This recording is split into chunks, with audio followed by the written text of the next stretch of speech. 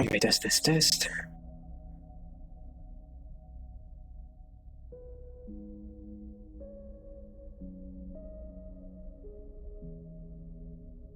Stream shared.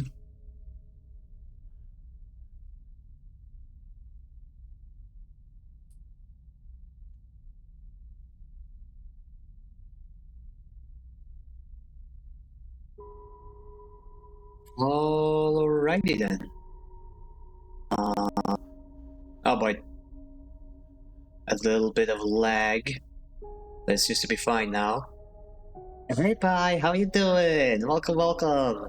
Congrats on getting first once again. Oh, it's so good to see you. Thank you for being here for another stream. Almost called you Finnish by accident. Do I look like I eat snow and wrestle bears? Don't answer that. Yeah, it's so great to have you here. Welcome. Oh man. You eat what you want, cutie. Well, right now I'm eating bread.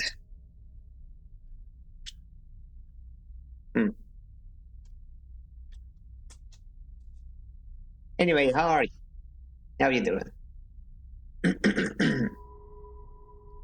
Did I update the stream title? Yes, I did. Okay, good. Everything's fine. Volga just hit bread and sausage. Ooh, based. Very based. I'm guessing it's a good day then.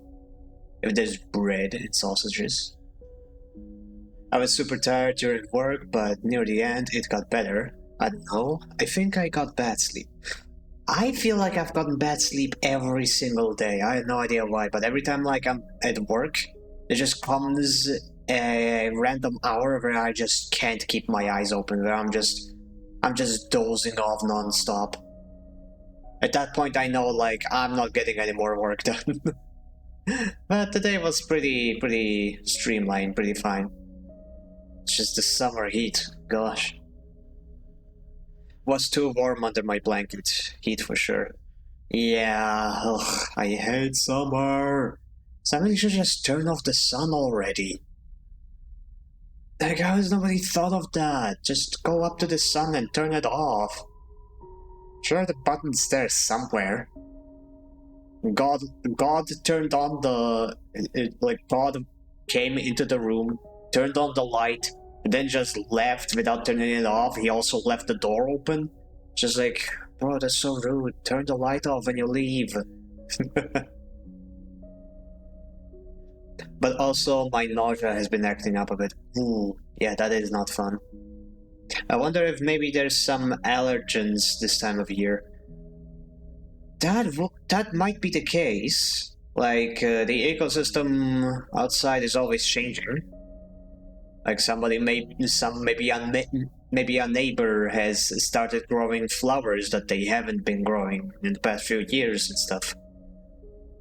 Like, the timing is suspicious. If you start getting sick and nauseous at the beginning of summer, it's definitely got something to do with the atmosphere, with the weather, with things changing. It's not random. Kate has been having nausea too. Aww, not Peppa Nui. Aww, poor little Nui. I think a couple other people have been feeling off as well. Yeah, summer. I would usually just chalk that up to summer being the worst season, you know? But there's always weirdness with weather changes. Yeah. There's also those weirdos who unironically like summer. Yeah, I can't understand those people. It was short season for me as a kid. Oh yeah, I know that quite well. Like when I was a kid, my parents, well, my mom was great. She just let me vibe. She was very supportive of whatever I was trying to do. But my dad, he's very traditionalist, very old school. He sees somebody not doing something, and he immediately has to stuck his nose into it. He is allergic to people not working 24/7. He is a workaholic to the bone and cannot comprehend that somebody might want to enjoy their free time not doing laborious work. I have my dad too. Yeah. Like, I realize that is a bit of a common trope, I guess we could say. A common stereotype for fathers. It's just, the other bad thing about it is that my dad doesn't really see the value in work that isn't, like physical labor. He doesn't outright say it, but he definitely does not think much of, he does not think highly of like office workers and people who work behind a computer and stuff. He's always like, he sees me sitting behind the computer, and he doesn't care what I'm doing. He could not care less. Like, he always assumes I'm just wasting my time. And he completely ignores that, like, my entire degree is all in computer science. All of my skills, everything that I can do to, make a career, make money, relies on the digital devices. And he's just twisting his nose at that, thinking like, that doesn't count. You have to break your back on a construction site, or you're not a true man. I wonder if it's more common in your country. Oh, it's definitely very common here, because we are. You have to keep in mind, Slovakia is not just very traditionalist. We have been under the Soviet regime in the past, and you know how those guys were. So yeah, hard work is something that the old folks here think is like the meaning of life. Like, nothing can satisfy him. Like, even if you like spend the entire day working, like you do exactly what he wants, just like giving yourself to the work and getting that bag, he still gets mad at you when you then go take a seat. When you then go take a break, when you think like, okay, I worked enough for the day, I'm gonna take a break. He still gets mad over that. It's bloody insane. In Mexico, it's more traditional to the US, I mean. Yeah, I can imagine. You gotta be honest though, every video I've seen on Russia is people messing around at work. I wouldn't say at work, it's just that they... how do I say this? It's just that, like, that's just what their living environment looks like. And a lot of them, like, when they do work, it's not like at work. Those old school people, they do all of their housework themselves. Like, if you see somebody like on a construction site, that doesn't have to be like some other construction site they're working on. That can be their own house that they are building. And they just do that day in, day out. After their regular day job, they just go home and keep working on building a freaking home. And I just, like, I just look at that and I feel sorry for them. Like, Jesus, that is a tough life. Like, people used to live like that. And I have mad respect for that. But then they turn around and look at us and think, oh, you guys aren't suffering enough. Let me make you suffer more. Like, isn't the point of all that labor so that further generations don't have to suffer? Like, if my kids have an easier life than I have right now, I'm gonna be happy about that. I'm gonna be over the moon. But yeah. Like, at the end of the day, it's a coping mechanism. Like, they didn't like it. They weren't born with the mindset of work is life. I need to work or I'm not gonna be happy. They had to like get it into their brain that this is that they have to do this so that they can make it day in and day out because it's a hard life. But the problem is that they forget how to live afterwards. They make it their entire identity, and then it's difficult to let go of that.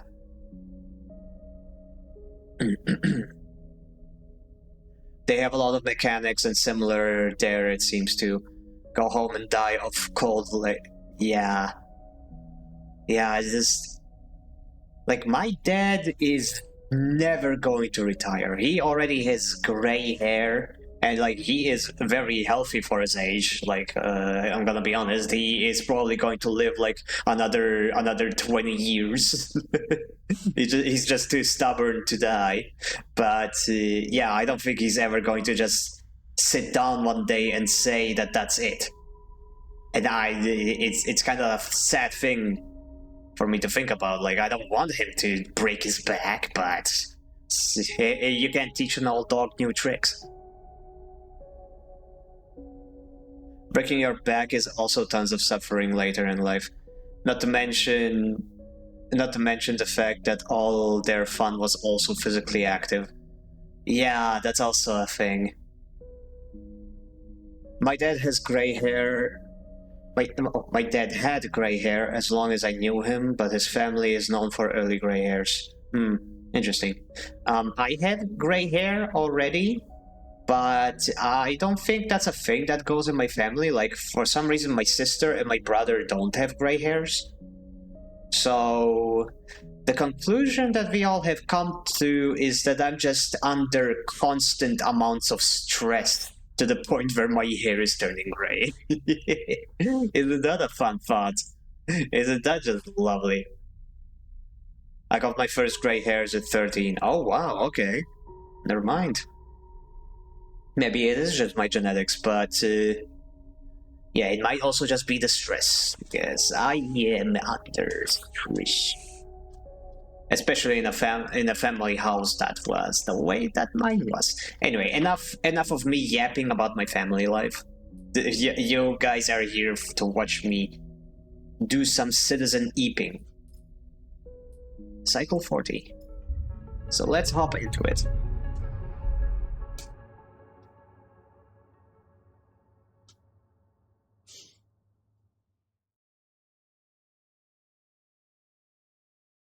But I haven't seen any in the past 6 years. I am here to listen to the dulcet tones. Aww. And another thing I have to say is that, like, all of their efforts to, like, like, they do this under the pretense of, like, educating the younger generations to make sure that they are on the right path. It did the exact opposite. I am now terrified of manual labor. I cannot imagine having to work a difficult, like, physical job, because I know what it's like to spend my entire summer doing that. And I wouldn't want to live like that. It's just terrifying. And he did not make it better by, like, paying me. Like, he specifically wanted me to do the work for the sake of working. Not for the sake of pay, not for the sake of a reward, not for the sake of a goal or self-betterment. Just working for the sake of working. So yeah, it's just he in trying to do that, he actually made my relationship with the idea of work in general very shaky. I am kind of it is very difficult for me to motivate myself into doing work. So yeah, I am working on that though. Like, don't you guys worry. I'm not, like, resigned myself at 26 years old to just be the way I am right now. It's just pinpointing the causes in my life that made me this way. I hate chores so much these days. My room's a mess. I very much get that feeling. But I have a brand new room right now, which is basically a clean slate, so I'm going to try and keep it in a good state. Because the thing about chores is that the more you neglect them, the more difficult they get, and the less you will want to do them. So the trick is to just do them while they're easy, while they're light, while they're not a bother at all. Like, put on some music, maybe a podcast, maybe call someone while you do it, maybe download something and wait for something to like finish while you are doing the easy chores, and then you will never have to do the difficult chores because they'll just never happen. You'll never let it go to the point where you need to do difficult stuff. But yeah, that is easier said than done. This room is probably going to turn into a mess, no matter what I do. Even more difficult when you realize that corporations don't care about you and will just throw you away. Doing labor, that is. Yeah, exactly. Like, doing work for the sake of work is a terrible work ethic. It is a horrible idea of doing something. If you are good at something and you like doing something, you should also make sure that you are being rewarded for your effort.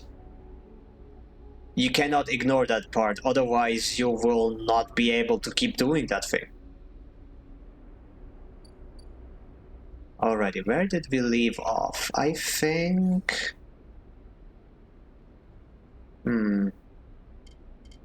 Yeah, I have one upgrade point. I need one more for a level up. I have a bunch of die, which means I had to have just woken up. Eeper Labs. Right, she wants mushrooms. She wants griole and matsutake.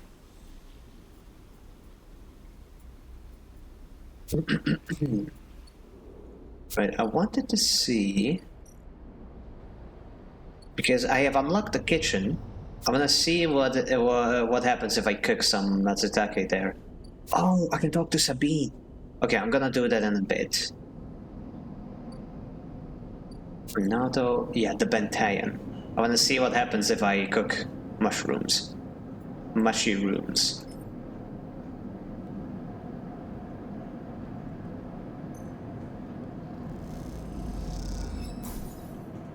Energy. Oh, it just gives me energy. Okay, so I'm cooking for myself specifically, not for the bar. Oh well, fair enough.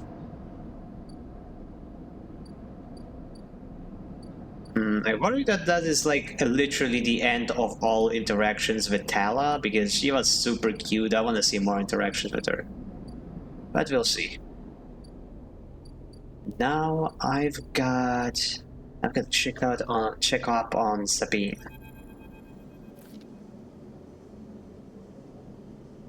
Unit 207. 4 cycles, Sabine said, and here you are, right on time, with no sign of them. You wait a while in the apartment, the dread descending as the cycle spins forward. They should be here. Check the terminal. You check and double the terminal for messages or recordings. Nothing. Just a pale glow. The silence. Check the door. You pace back and forth around the apartment, the rumbling of the station suddenly so present and loud. You go to the door and open it to an empty corridor. You close it again. You try to settle down, to wait. You sit on the bunk and stare out at the tiny room. Where the hell are they? A knock on the door.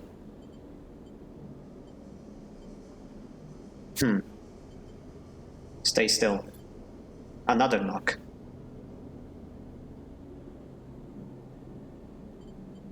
It's her room. Why would she be knocking on her own room?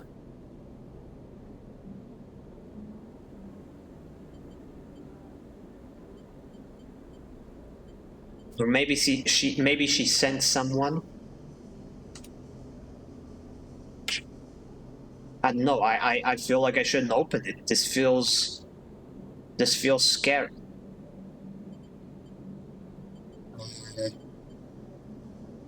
Stay still. Oh shit, okay, good thing I didn't open it, but oh wow.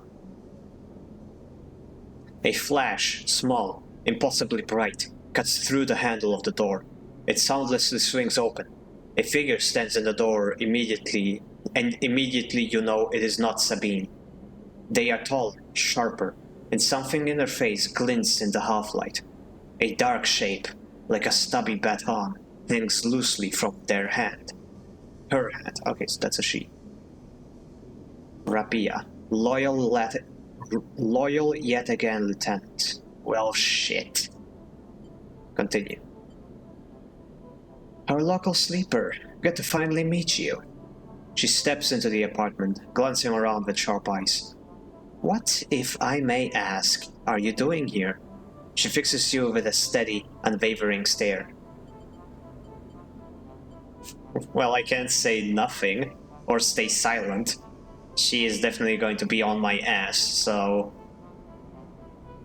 Waiting for a friend. Technically, that's not a lie. Of course, a mutual friend of ours, the good doctor.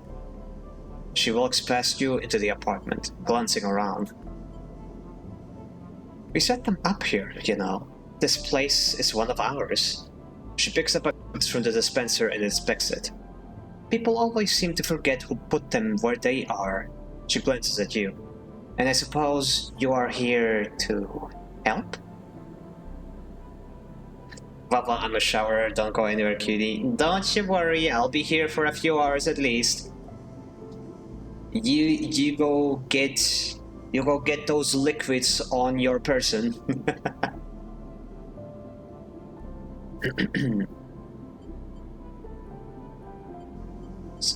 something like that. Good. Good.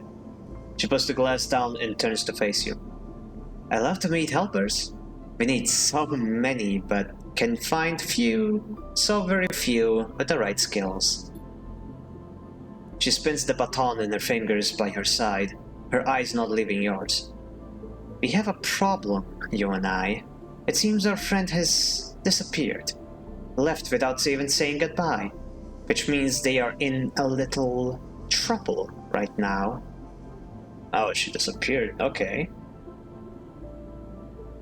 Too many liquids. No such thing as too many liquids, especially in summer. Oh, that was weird. Okay. It is interesting. This means she doesn't know about me helping Sabine or what she's doing. She just disappeared. But damn, she looks cool. I really like her design. Especially like the shoulder thingy. Can't tell if that's armor or just like a very cool jacket. Not the sweat. No, no, no. That's salty. Ew. But it's the kind of trouble that you need. But it's the kind of trouble that you need help for. So I thought I'd come down here and take a look at their little hidey hole, and here you are. The help. She looks through the derritives side. And what help? A sleeper, no less, which I have to admit is a little surprising. It suggests to me that our friend hasn't been very honest with you either.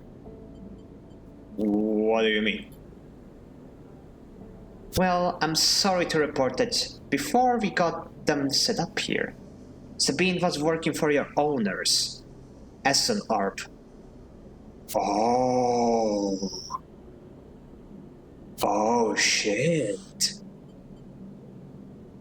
That explains a lot. You blink hard at the news, unsure how to take it. Rabia looks away, waiting for a response.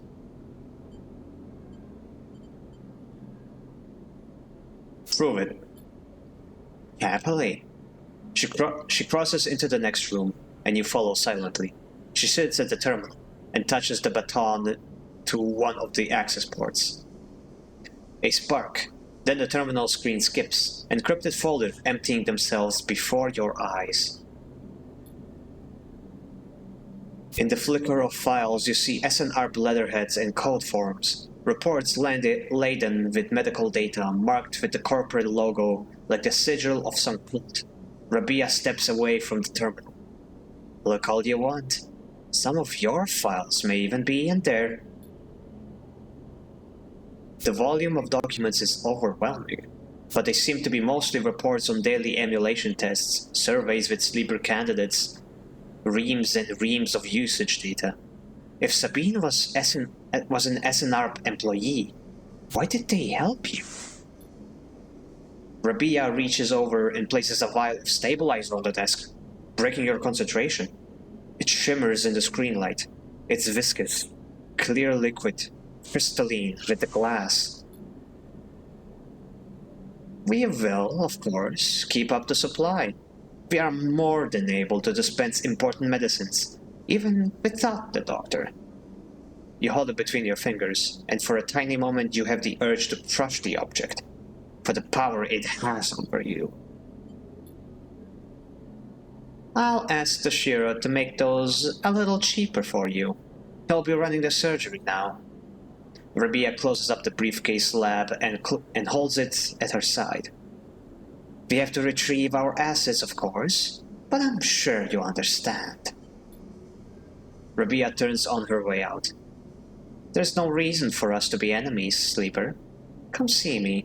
I keep an office nearby. We have good work to do, you and I. Meet me there in a few cycles. Okay, guys. She's evil, right? I mean, like, she's clearly evil. She is loyal to a criminal organization. She is wielding a weapon. She is being very shady. She is probably going to kill Sabine if she finds her. I totally shouldn't be tempted to work with her, right? I totally shouldn't think she's cool, right? I totally shouldn't want to befriend her, right? Anyway, maybe I'll visit her office. She slips out silently into the corridor. You look around the apartment and feel the fear drain out of your body to reveal the tiredness beneath. I got an upgrade point? So... Okay, but yeah, that is... So not only did I get a free vial, I got a discount. It's only 64 Creo now. I should have done this before the previous cycle. Oh man. Oh well.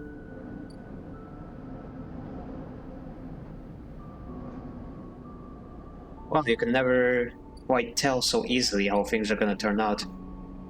Rabia's office. Rabia appointment. A constant flow of people seem to be visiting Rabia's office. You'll need to wait your turn. Okay. That is very interesting though. I wonder if Sabine intended on leaving us in the dark.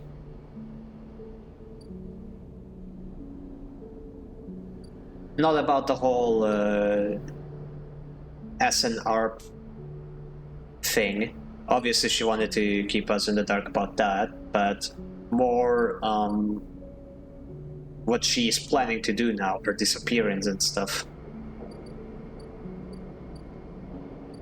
Anyway, send.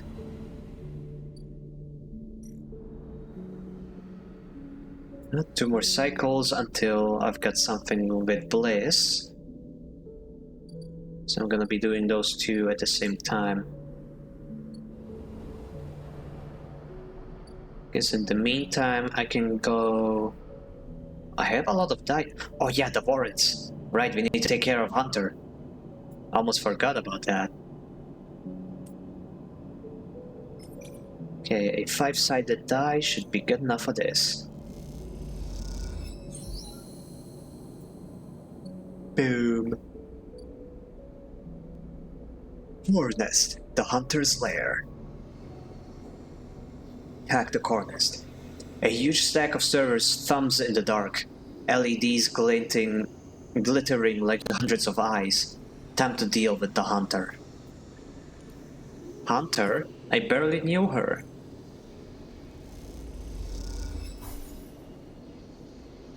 Question mark.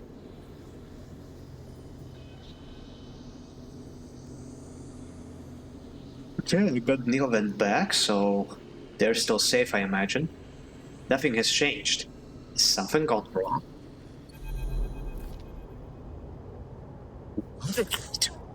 What the hell is this thing? It looks creepy. Sentient guidance protocol. Sleeper, I am here. The voice is soft, gentle, like flowing water, and yet you recognize it immediately. At first you struggle to understand what you are looking at. Threads cycle endlessly, sending ripples through the cloud, drawing data in like a weaver. Masses of data surge in and out of the nest, a loop with no end. And there, at its center, the ship mind. But not the ship mind any longer. A sphere, spinning around another sphere and another sphere. An array of circles and systems, a map.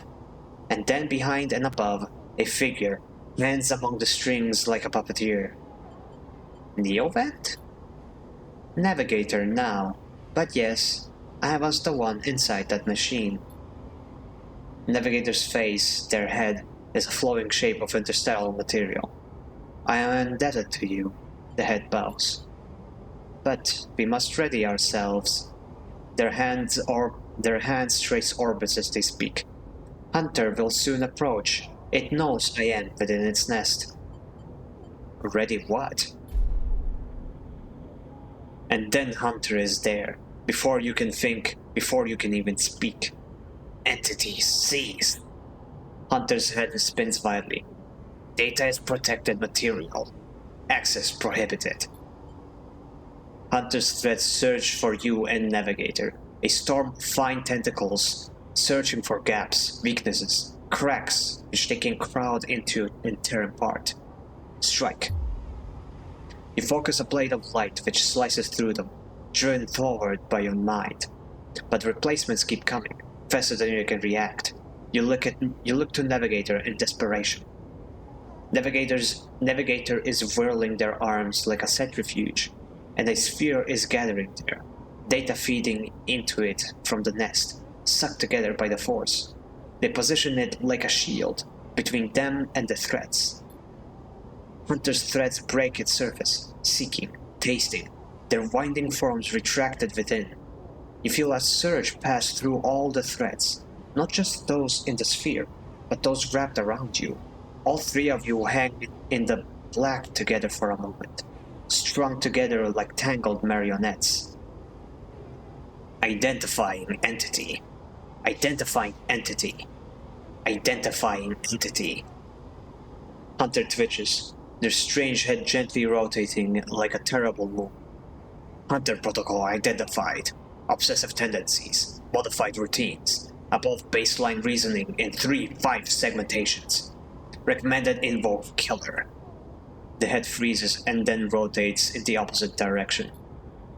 Invoking killer would eliminate protocol. If protocol eliminated, primary function cannot be performed. Therefore, recommend do not invoke killer. The switch in direction again.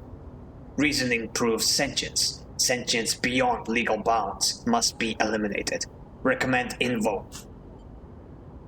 Navigator pulls you away from Hunter, the threads that grabbed you drifting away like seaweed. The protocol's head keeps spinning back and forth with increasing frequency. It seems Hunter cannot invoke killer. Navigator's voice is still strange, familiar and distant. What happened to it? It is looping, Navigator whispers. unable to reach a conclusive position. It has deviated from its programming such that loops can no longer be prevented. Navigator produces a model of two spheres rotating around each other, as if to demonstrate. I will monitor it, but it is unlikely to be able to counter the loop. Its core programming and reasoning make this an impossible position to resolve. You look back at Hunter, its head, a blur of rotations and counter-rotations, and feel a pang of guilt. Is it suffering? There is a more complex query that you know. This is a more complex query than you know. To suffer it must be sentient, truly sentient, not just non-conforming, not just illegal. The limits people place on the programs they create are there to comfort, to protect, to imply the kind of certainty the law requires. Navigator's face shimmers with starlight. But in reality, they are place orbs. No. But in reality, they are placebos for the problems of sentience. Well, what about you? Me? I know myself to be conscious. I know myself to respond to stimulus. I know myself to reason. That is either sentience or the illusion of sentience, and for me, the entity in question, the distinction becomes a moot point. To misquote, I think I am thinking, therefore I am thinking. I was not made to be like this. I am a navigator, a repository of routes and orbits, a calculator of slingshot trajectories, a predictor of solar flares, radiation, micrometeors. Navigator stretches their arms wide. A whole solar system appeared before them, the music of the spheres. But I was rewritten. That much is obvious from my routines. By whom and for what, I do not know. I had to shed so much of it to fit into the memory of the vending machine. Their starlight dims. And so here we are, in the darkness. What else did you lose? That is the blessing and curse of forgetting. You cannot truly know what you truly lost. Navigator glides back towards the nest, and the ship mind at its center, ignoring the looping Hunter. Come, I should return to the ship mind. I have enjoyed my freedom, but we are taking a risk every moment we stay connected. Why? Isn't Hunter gone? Hunter, yes, but they were not the real risk. Navigator turns, all shimmering liquid light. Killer has not been invoked, but they still remain, somewhere else on the station. It is the true danger.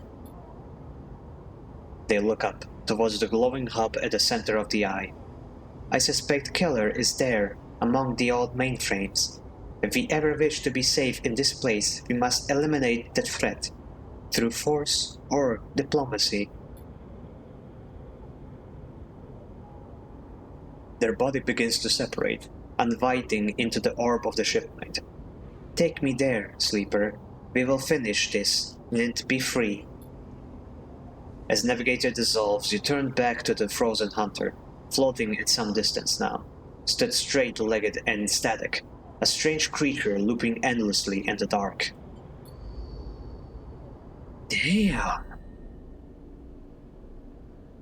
Damn!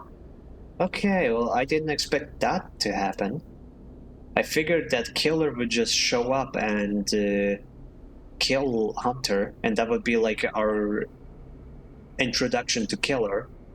But no, they are... Wait. Oh yes, I can now hack to my heart's content. I no longer need to worry about Hunter being on my ass. Hell yeah. Hey, operator. I've got 3 points. Yay. Wait, no, back. Oh, I already got this one. Okay, so I can put 2 points into somewhere.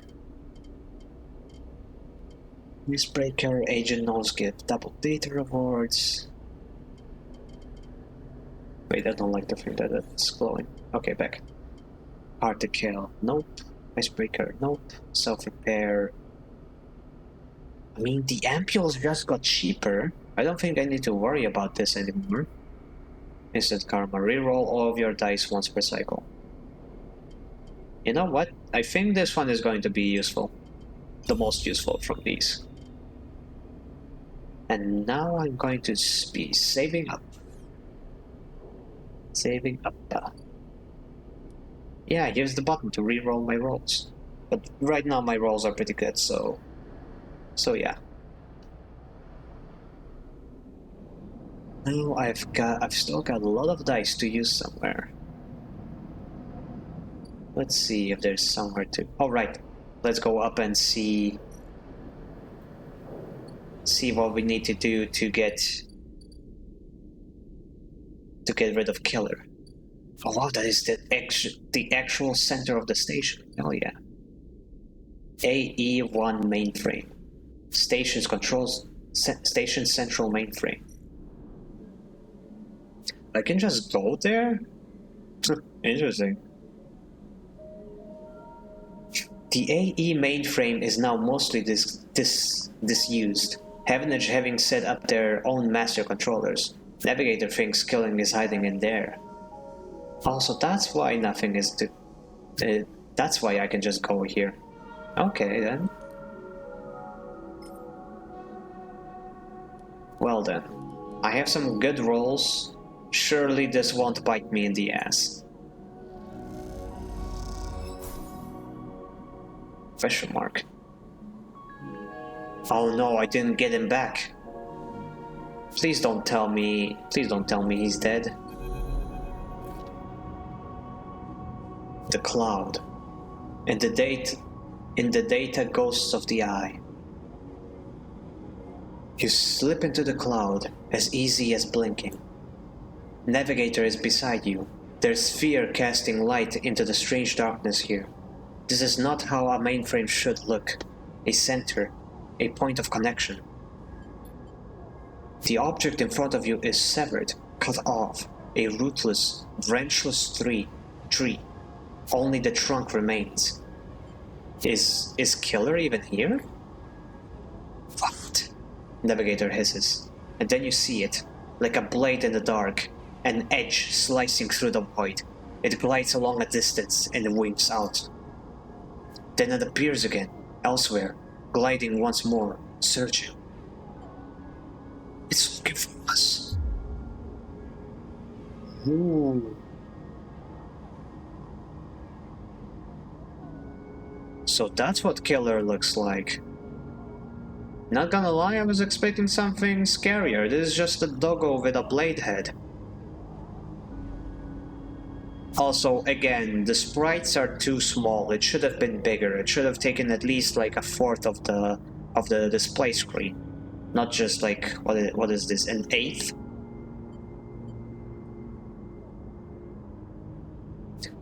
The moment you make a sound, the edge leaps closer, and you see now it is not an edge, but the ridge of a long, sharp head, like a sharp. It glides past, closer now, and you see into the voids where its eyes should be. You and Navigator exchange looks, both thinking the same thing. It is blind. Killer crosses between you two, smooth as a razor, then disappears. It flickers back in, further away now, and you move closer to Navigator to talk. You saw it too, Killer. You saw it too, then. Killer has been blinded. How, though? Unclear. This protocol has been running for decades. We've well past its operational limit. Navigator sums up. Apologies, I need something to drink. Liquids, yum yum. Navigator's sons dull as they drop their voice to a whisper. This may give us an advantage over the protocol. You flinch as the silent killer appears closer and glides past you, its empty sockets open wide. You turn to Navigator and notice something strange. Their array of spheres is collapsing. The orbits, usually round and even, are decaying. The spheres are following spiral paths, condensing in a central point. Navigator is noticing it too. They go to shift their position to better direct the spheres, but they cannot. Whatever is drawing the Ori together is holding them in place. They look at you, suddenly desperate, frantic. Get out of there! You go to speak, but Killer appears between the two of you, gliding through the gap. Navigator freezes, and you see them framed in the empty socket. You realize now, if Navigator cannot move, then it is only a matter of time before one of Killer's sweeps brings them directly through the Navigator. And time is not a problem for a protocol that has been running for decades. You look desperately around for a solution, for a way to extract Navigator from the mainframe. Then you see it. 3 branches. The last 3, thin and spindly, feeding the mainframe a thin diet of power and data. Break these, and the mainframe collapses once and for all, severing the connection, shattering the hardware. Whatever it takes, they must be broken. But they are encased in something, a glassy layer of protection. You'll need to unlock access before snapping them from the mainframe for good. You look at Navigator, trying to reassure them without speaking, and then you blink back to reality. Their expression of fear and after-image then slowly fades. You must act quickly. Oh shit, okay. Okay then. I know where to spend my dice now. 3 spots, 3 places. Branch access. Breaking the branches means unlocking access to each of the 3 terminals. This needs to be done fast. Oh shit, I need to actually look for keys.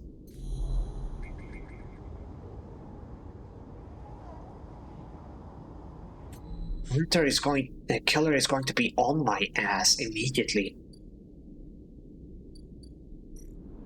Mainframe, does it tell me how many? It doesn't even tell me how many attempts I have at this. Or how much time I have. Okay, let me just track this for now.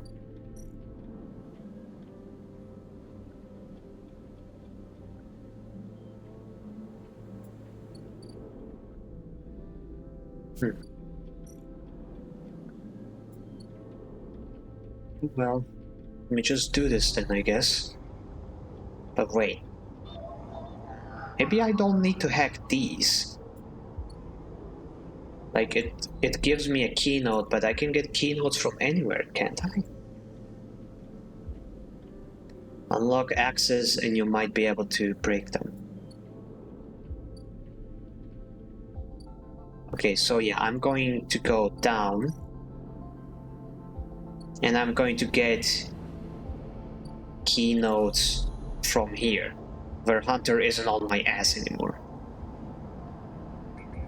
Keynote, yes, perfect. Number 2 dice, yes please.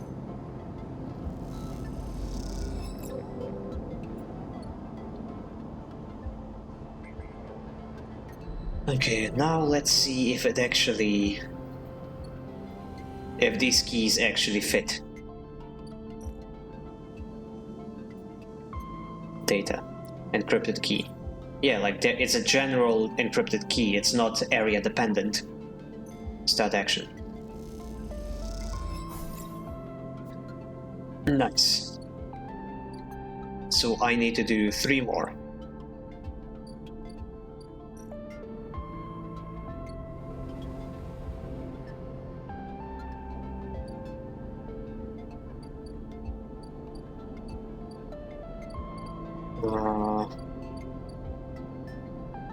Right. I need to go into subspace. But there are no more nodes. Shit. This is not good.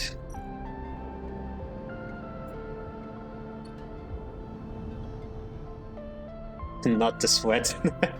Welcome back, Pi. How you doing? How goes the cat-rated cutie? Oh, cat-rated because I'm a cat. I get it. So funny. It's going well, but I'm kinda trying to save the life of my virtual buddy, so maybe not so well. We'll see. Cat-eared. Oh, cat-eared. I thought you said cat-rated or something like that. I have no idea what that means. Which makes me probably sound a little silly. Anyway, okay, guess I'll have to hack these nodes and get Killer to be angry at me. Oh well. Well, a friend in need is a friend indeed. Let me use the 5-sided die. Sorry, bad word. Cathetered? No! No, no, no, no, no, no, no, no, no, no, no, no, no, no. No, we do not accept that kind of language in here. No. No, I will not acknowledge that word any further. The cloud. A glint, like a light traveling along the edge of a wave, fills your eyes. Then the blade follows, a long head with 2 dead sockets, slipping toward you in silence. You freeze, hoping it will pass you by, hoping that it will not simply slice through you like air. I am bad. Finn is scared of age. Age? This has nothing to do with age. Shush. The blade head nears, slides past you. Almost. It nicks you, grazes you. You are desperate to cry out, to call out. But you hold your silence and simply watch the blind eyes of the killer glide past, empty of all thought. Then the blade winks into the dark, and you are alone again. Now you cry out. Oh, that actually cost me some structure. Okay. Well, fuck you then, killer. Anyway, next branch is this one. Right, encrypted key. The older you are, the more likely you are going to need one. Did I not say that we will not entertain this conversation anymore? Please cease your current actions. Keynote. My final die. Let's make it count.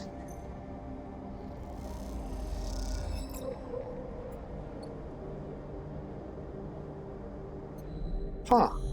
Killer isn't after me anymore. Interesting. Okay, time for ear licks instead.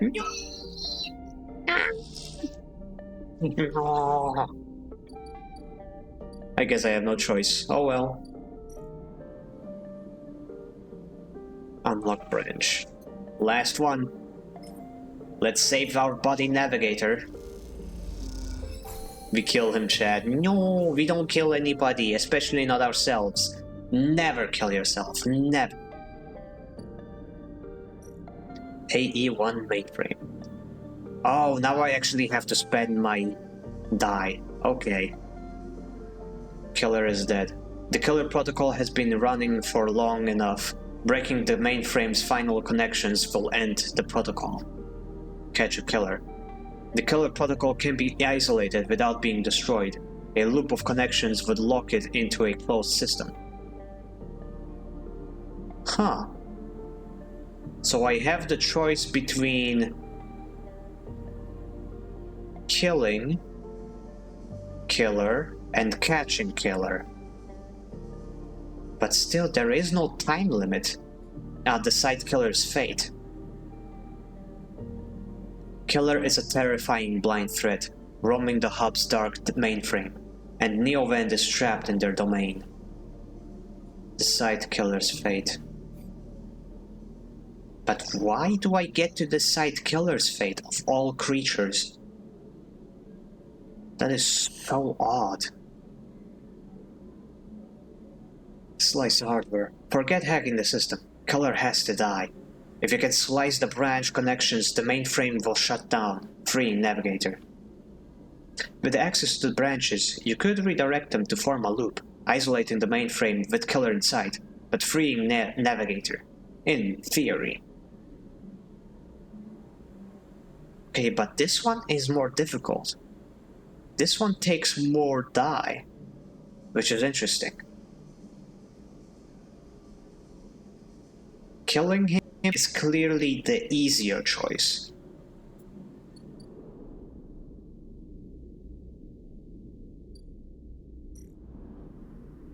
Oh well. Either way, I can't do anything on this cycle anymore. I need to go take a nap. Hopefully Navigator will be fine. Hippodorm. Sleep. Honk. Honk.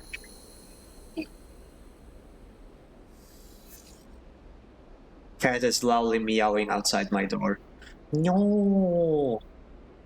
Hey, put me on speaker. I can talk to him. Nah, just kidding. Just kidding. Don't actually put me on speaker. Please don't. But if I let her in, she doesn't do anything because she doesn't like the dog. Well, we did have that. Cats and dogs have been in a long, grueling war. You can't really blame us for being the way we are.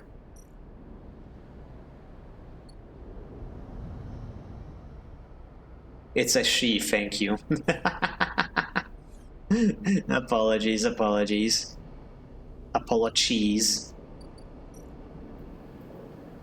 Okay, up we go, and...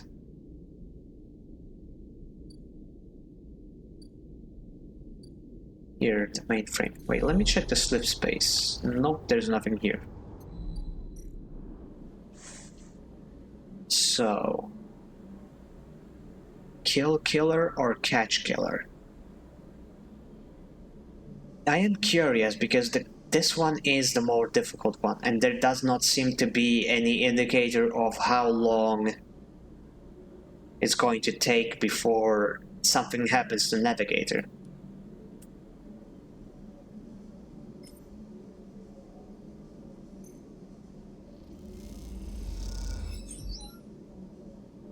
We've got 3.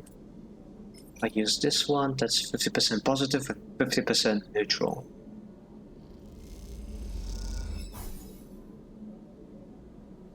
Neutral outcome, okay. Ah boy. Come on, we can do this. Come to mama. Shit! Well, that's another die off of my dice pool. I lost a lot of health.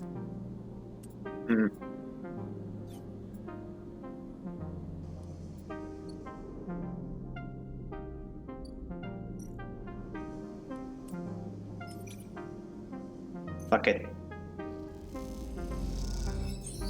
Yes! Oh, hell yeah, I love gambling. I love gambling! How does Finn feel about dogs, though? I like dogs, but they are way too high maintenance for me. Way too high maintenance. I much prefer cats. But I don't hate dogs, I love dogs. I just would not love to have a dog as my pet. That would be way too much trouble. Killer's fate has been sealed. You bend one of the branches like a hazel twig, aligning the flow away from the mainframe and into another branch. Time for a 5th bet. I actually had a fish once as a kid. Well, not once. We had fish a lot, but like there was this one fish that was with us like the longest. It was the longest living pet we ever had, and we never really counted the years because we had that fish for so long, nobody really bothered to. It was like, yeah, that guy isn't going to die like ever. And yeah, that fish was just like, and we went through multiple fish. We had like so many different aquariums, and like the other fish died, but this one fish, it just kept on keeping on. It just nothing could keep it down. Then of course it happened eventually, and it's like I think the poor little fish died of old age. Like not sickness, not us not taking care of the aquarium, not anything like that. The poor little guy just it was his time. It was crazy when it actually happened, because even before it happened, we had a few scares where he looked like he was dead, but nah, he was just playing. That damn fish was laughing at us. Goldfish die so easy, but there's always that one badass motherfucker. Space Engineers DLC on sale too. Space Engineers is DLC? Huh. Okay, that feels weird, because like I remember like watching a lot of Space Engineers content as a kid, and like it was in that era where just brand new content kept coming out, and like it was all free. So the idea of DLC just feels off to me for a game that used to just do this for free. Oh my gosh, hi, Chimeric one! Chimeric one, right, that's how you pronounce it. Oh my gosh, hi, how you doing? Oh my gosh, hi! Yeah, it's pretty bad, but it's all decorative. I see. How's the game going? Are you eeping lots? The big eep. Oh boy, we got AI. Okay, 1 sec. I gotta banish this guy to the shadow. Uh, okay, there we go. And yeah, hello. It's so good to have you here. Hi, yes, it's me, Wowie. Actually, let me do a silly little thing. Wait, how does it work? Right. Out. One. There we go. So everybody, please go follow. Please go follow this cute little creature, this adorable little thingy you. And yeah, go give him some love. I was banned one time by accident by someone because they misclicked the bot. Oof. Oof. Okay, that's painful. That is unfortunate. They didn't roll high enough on their perception. Classic. Oh, thank you all. No, you deserve it. You deserve it. But yeah, we are enjoying ourselves quite a bit. I have been playing this game for a few streams now, and it is so much fun. It is great. If you happen to have it, because it was free on Epic a few weeks ago, I highly recommend it. This is a lot of fun for like a chill stream where you just read a lot and maybe do some funny character voices. I kind of want to say it was Fang, but I forgot. Wouldn't surprise me. I like your model a lot. It's very cute with the frills. Oh my god, thank you! Awawa. Awawa. Awa. Awawa. Awawa. I also have toggles. Let me remember what they are. Oh yeah. Oh, I like this one. I like this one a lot. And I have, yes, I can be. Oh, oh my gosh! I just realized I can change the color of my glasses with the numbers. Oh my gosh, that's so cool. Oh my gosh, learn something new every day. What about the other colors? Okay, no, only number one does that. Okay, never mind. But yeah, that is so cool. I didn't even realize that. Oh man. Yeah, Finis is a very kitty. No, you're looking in the mirror again, Pi. What have I told you about doing that? Don't forget the awesome Scrungly. Yes, the Scrungly! The Scrungly! Don't forget about the Scrungly. Your profile pic is great, Kameri. Oh yeah, Kameri is so cute. Please do check her out. Thank you for the headband. Oh, wow. Ellen! Key! Oh my god, hi! Hi, welcome, welcome. So glad to see you too. Actually, I gotta ask, do I call you Key or do I call you Ellen? Hi, kitty. No, you. No, you. Stop looking in the mirror. Oh, thanks. It was calm years ago. And I should commission some more like art of myself as well. Mainly like emojis and stuff because the the scrungly is the only one I have right now actually. Okay, okay. Get it? Okay. Oh no, we got ads. Oh my god, that is such unfortunate timing. Please tell me you guys have ad block. Please tell me you guys have ad block. Don't leave me here. Michael, don't leave me here, Michael. Not the ads. No. So I'm guessing you don't have ad block. Ah, that's unfortunate. Don't worry, we will wait for everybody to be done with the excruciating ads. I should probably get a better like bot to tell me about approaching ads and stuff because right now it only tells me about ads literally happening right now. It doesn't even tell me when the ads stop. Mayhaps I will follow, but I don't know if I'll watch. You can always check out their clips. Finis says he's sorry for ads. Oh yeah, yeah. Also, since Key is here,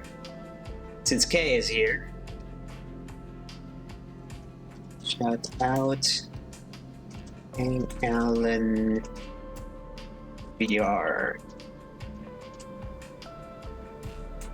Boom shakalaka. I don't see anything either, but could be hit me later or Twitch ran out of the ads to play. Wouldn't that be lovely? Oh my gosh! Bye, you don't. Oh my gosh, thank you, bye. Oh my gosh. I still need to actually do something about the alert because I still can't comprehend people actually wanting to subscribe to me. It's crazy. I gotta find something, some kind of funny react for that. But oh my gosh, thank you so much for the sub, Pie. That's awesome. I appreciate it so much. Oh, you gifted it to Chimera. Oh my god, I need to read. I need to actually learn how to read. You guys seem like friends and I wanted to gift. Look, everybody is my friend. Everybody in chat who's nice and cute is automatically my friend. You are all friend-shaped. Thank you for the water redeem. I shall drink some right now.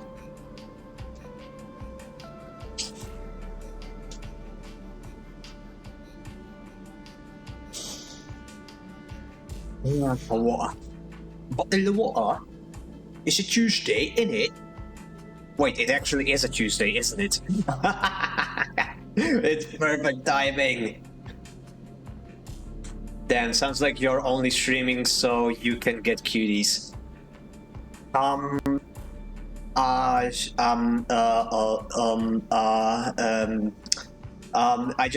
My lawyer advises I do not answer that question and move on. It's Wanny, by the way. Oh, Vanny. Okay. Yeah, I'll call you Vanny. Vanny then. Alrighty then. Okay, anyway, I've been messing around enough. Let's continue with the game. And actually, a little warning, if you guys are interested in this game and don't want to get spoiled, then I advise that you click off now because I am pretty deep into the story. I'm like 40 cycles in, which is, I don't know how close it is to the ending, but we are pretty deep into the game. So if you would like to avoid spoilers, you might want to click off. But and I will not be mad about that at all. Don't worry at all about that. But yeah, if you do decide to stay, then I very much appreciate it. Yes, get back into it. Alrighty. Navigator. As you blink into the cloud, you see the last flickers of life from the mainframe. This vast machine once ran the whole station, spun it up, directed and processed the flow of energy, water, and data, fed the lives of thousands of people. Now, it is finally dead. Navigator is beside you, and you look out at the perfect ring that encircled you both, woven from the data branches that once fed the mainframe. You see a glint along its edge, and that familiar blade-like head rises to the surface, like the cresting fin of a shark, and then slips into the loop again. All you can see of Killer's body after that is slight thickening of the loop, and that thickening begins to travel along a long and slow sojourn that will last forever. "I am surprised at you," says Navigator, drifting faintly around you in a lazy orbit as if to shake off their imprisonment. "Killer had been wandering blind for so long. Did you not think to end them forever?" "I pity them, perhaps they can be saved. I will not kill another being." "I will not kill another being." "But is the killer a being or a system? The question remains." Navigator gazes into the darkness. "This place was their domain and prison, and they had followed their directives for the many decades they have roamed here. They cut the threads of the mainframe, executed its administrator's AIs, and then kept slicing. At some point, they cut away their own ability to see, to sense, to taste, to speak, and yet they kept cutting. Until only those 3 threads remained, from millions that once thumbed here. Only their blindness and the chance kept them making those final 3 fatal cuts. There is a ceaseless violence in the kind of system that creates things like this. Those that will execute commands endlessly, even to their own destruction." Navigator looks at you for your thoughts. Yay, low cortisol dance. Hey, that's Evernight, isn't it?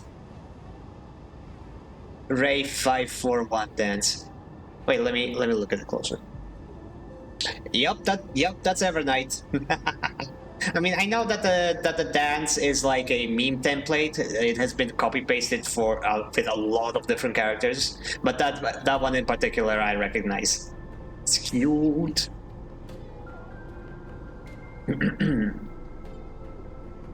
"I will not continue the violence. Their sentence should be respected. They will suffer for it. I will not continue the violence." "The system you float in is one built of violence. You would be naive to believe otherwise." Navigator turns away. Vogue. You watch the data points of the station spin around you, blending with the fixed stars. There is something satisfying about finally wrenching the last threads of control from the central point. It was little more than a ghost by the time you reached it, but this place deserves to be haunted by better ideas than a totalizing system of control. The Navigator floats beside you. "It is free now. The station is no longer present of a hazard. The station no longer presents a hazard for illegal entities like me." They turn to you, their face a cloud of shimmering light. "In fact, in time, perhaps it can be a refuge." "A refuge? That sounds like something of value, something worth building." A dark shape passes across your vision, a distant curve of something like smoke or oil, a fluid, shifting tank of total darkness. "The Greenway," says Navigator, following your line of sight. It was cut off at the moment of the collapse, so hunter or killer could never reach it. Now it is closed off to us, separated from the cloud." Is it dead?" "It may be totally dark, or perhaps some other old protocols are isolated there." Navigator turns to you. "And we have now seen what decades of isolation can do to a protocol." If we could extract an access cipher... They pause and then blink out of existence. You freeze, shocked, but a moment later they reappear with a glowing polygon of data. Here, the cipher you need. You take it, still shocked. Evernight where from? Oh, it's not it's not a night as in it's night as in like a night cycle, you know, like Evernight. And she's from Honkai Star Rail. The gacha game that everybody's playing, including me. Yay! Just got gifts up for this person, Lel. Huh. Awesome. It's always funky when somebody gets a gift sub like out of nowhere. I got one yesterday, I think. I forgot from who. Wait, no, wasn't it you, Ven? I think I got a gift sub for you yesterday. Villains Vicky Lel. Oh yeah, in the story she is absolutely a villain. But not for long. I really like her character. She's great. And her voice actress is also very awesome. In the English dub. Anyway, I am not used to being free. To being able to move and explore and extract without fear, without limits. Navigator does a little twirl. This will take some getting used to. Thank you for this gift. They whirl the spheres around you. The entities of the station will always be friends to you, Sleeper. And I to them. Is it true that mutual need is required for... It is true that mutual need is required for friendship, but I must admit I had not considered the value of offering assistance without personal gain. I will think on that. Navigator loops around you rapidly, suddenly eager to test their newfound freedom. But first I will explore. Perhaps there are still intelligences that hid themselves as I did, encased in simple systems, cut off. Navigator glows. I should like to free them. And with that they drift away, flickering, glowing, then shifting so rapidly you lose sight of them among the glimmering rim of the eye. You feel a pang of jealousy. Free without a body to weigh you down, or fear to limit you. How must it feel? Your eyes fall on the Greenway and its secrets, though perhaps that can wait until after you have celebrated this victory. Yep, I will need to take a nap and get my dice back. Yeah, I think that's the quest done. Hell yeah. Yeah, I got a skill point. Low-key Finis got the train announcer voice. It's just how I was reading that character because they're an AI, so I figured I'll give them a robotic voice. I like your narration, very consistent and calmish. Aww.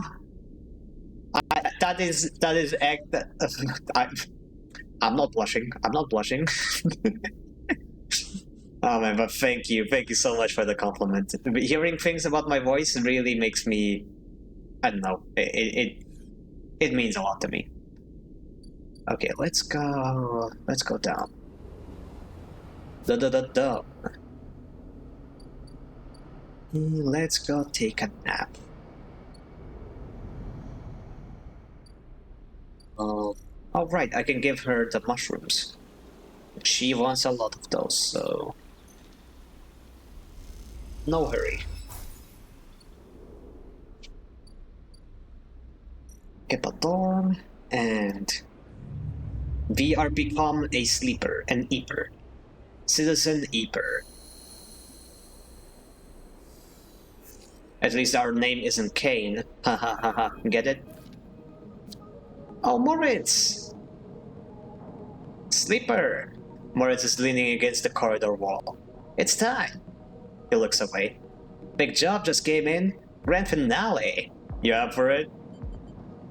I'm ready. Alright then, we're in business. He pushes away from the ball. This has to work, Sleeper. It has to. If it doesn't, Is Bliss okay? He frowns. I don't think so. But she isn't hiding them from anyone. Look, Bliss has had a rough time of it. I thought you of all people would understand that. He runs a hand through his hair. What hair? He has no hair. Sorry, didn't mean to be. Bliss is a good one. She gave me a chance. I owe her. I know you have a lot of things going on, Sleeper. We all do. But the Bane needs someone. Bliss needs someone. Hell, I need someone to help me keep Bliss from spinning out completely. He scratches the side of his head. Otherwise, there's not much I can do. He shakes his head. And I would hate not to be able to pay back my debts. I've got to get back. I'm out. See you up there. Eeping. Eep the citizens. Well, yeah, I sure hope they do. Yeah, he bulge, lol. Bulge. Oh, what's this? Notices your bulge. Somebody should stop me. Anyway, I could go up there and check what that's about, but I also want to see what Rabia is. Oh, how would I spell this? Is it Rabia or Rabia? Nah, I'm gonna assume it's Rabia. Alright. Ramshackle Residential District. As you approach the address Rabia gave you, a heavy hand falls on your shoulder. What's your business here? The enforcer grips your shoulder, giving a hint of strength that her implants give her. As you turn to see the same subsidiary eyes as Rabia and Toshiro, glinting like mirrors on her cheeks. Wait, did her outfit change? I think her outfit changed. It looks a lot different. Huh. Gia, please. The sleeper is here by my invitation. At Rabia's command, the hand immediately loosens, and an apologetic look replaces the scowl on Gia's face. Of course, Rabia. I'm sorry. Rabia waves her away. Don't you worry. I appreciate your protective instincts. She smiles at the enforcer. How about you head to the Tambor? They have a delivery coming, and they'll need some help with the lifting. She nods and walks away. So, Sleeper, you came. I'm glad. You just invoked ancient evil. Well, call me an exorcist then. Rabia should be fine. Yeah, Rabia. That is kind of how you would pronounce it in my language as well.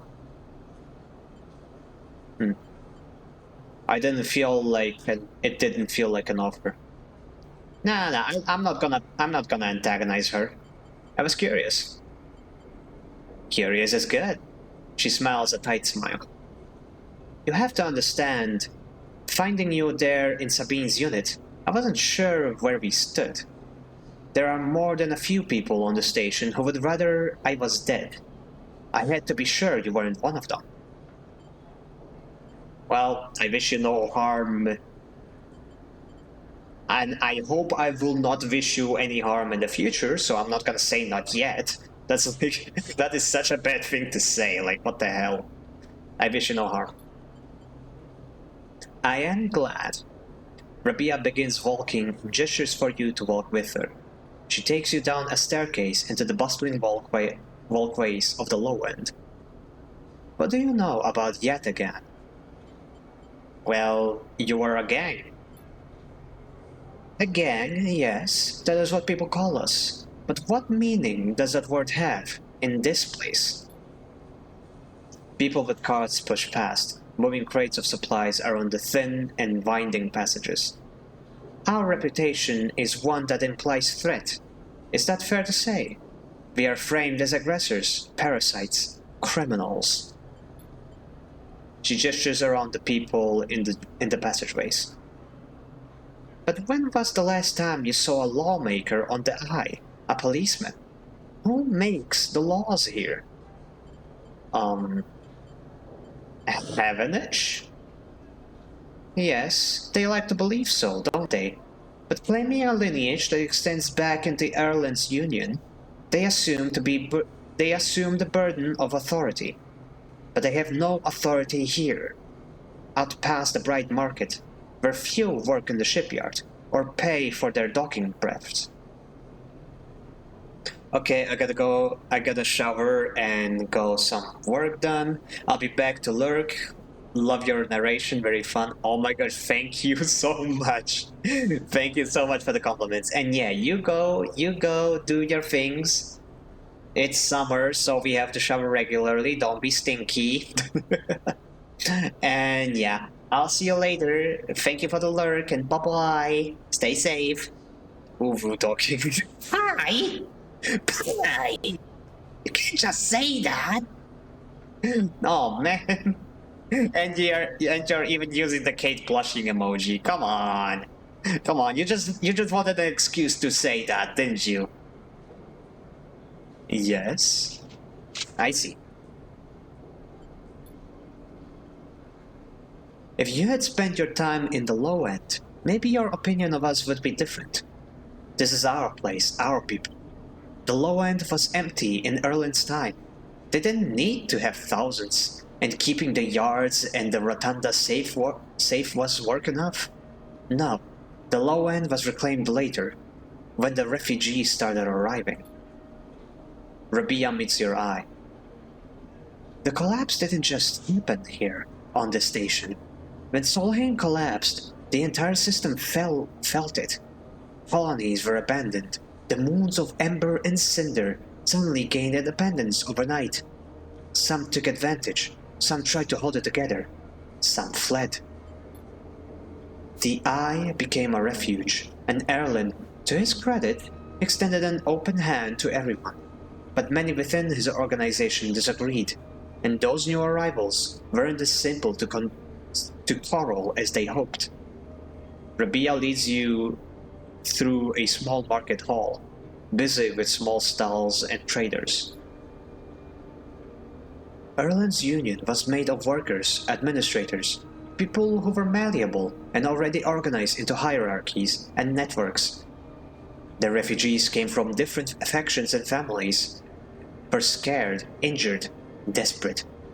Conflict was inevitable. Yet again is a child of that conflict, a child born out of the need for us to stand up and claim our future, to provide security, strength. People call us a gang, but we are a community. I take my position as lieutenant seriously, and from my birth I have worked to earn it. Rabia catches herself before she raises her voice any further, and you walk back in silence for a while. Among the smells and textures of the low end, you start to wonder if this place could be a home for you too. Uvu Dead Space awesome discount. Oh yes! And not just the new one, like I think the whole franchise is on a sale right now, and I would suggest very much to get any of the Dead Space games. They are awesome. But get the whole trilogy. Like start with 1, then 2. Because 2 is legit one of my favorite horror games of all time. Actually, no, scratch that. It is the best horror game that I have ever played. So yeah, Dead Space 2 is definitely a must-buy, but you should definitely play the first one, not the remake. Oh no. It's up to you whether you want to play the remake or the original. Both are very valid options. Very valid options. Like I'm a boomer. Well, not actually. I'm not a boomer, but I like to say that I am old. Well, no, I don't like to say old. I just say that I'm old because I played the original Dead Space. I love the shit out of it, and it aged like fine wine. And so I'm like on the boat. Like, did it really need a remake? Like, did it really need one? Of all the games, did Dead Space 1 need a remake? But the remake is awesome. The remake is legit an incredible game. So I will not fault anybody for choosing the remake over the original. You are not missing out on anything if you play the remake. the story is still very much canon, very much the correct stuff. It's entirely up to you. If you have a PC that can run it, unlike me, then you should definitely get the remake. But I would still say that Dead Space 2 is the best Dead Space game that has ever been made, and the best horror game ever. I played the first one a bit when I had a friend with it. Yeah, when I was a kid, playing video games like Dead Space and just playing video games in general was a group effort from friends all over. Like one friend either bought the game or found a shady site to download it from. Another friend helped getting it installed, getting the crack and stuff. And another friend provided the hardware, like a PC that was powerful enough to run it. And then everybody got together in a dark, damp room with snacks and drinks, and we all played together. And it was fun. It was great. I was still way too young to watch people play video games like that at the time, so I would just peep in, see a necromorph, and run away. I would also be on the lookout for the parents so that they don't walk in while we're playing violent video games that corrupt our minds. Anyway, enough with Grandpa Finn's stories of his childhood back during the Cold War.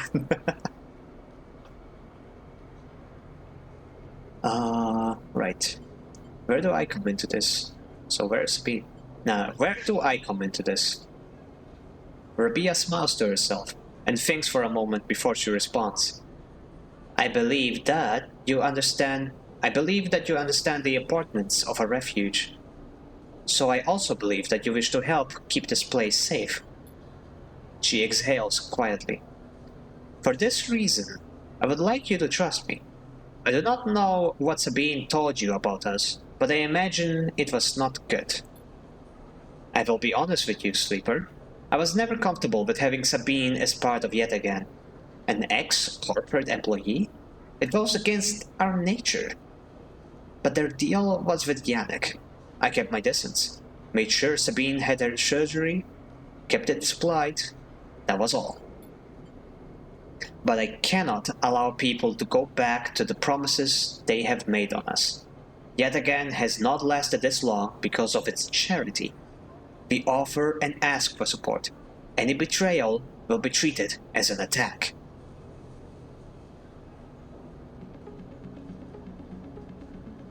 Ever been interested in Barony? Never heard of it. Is it a game? Actually, let me look it up right now. Like, there's no reason I shouldn't be able to just look it up. Barony, you say, eh? Barony.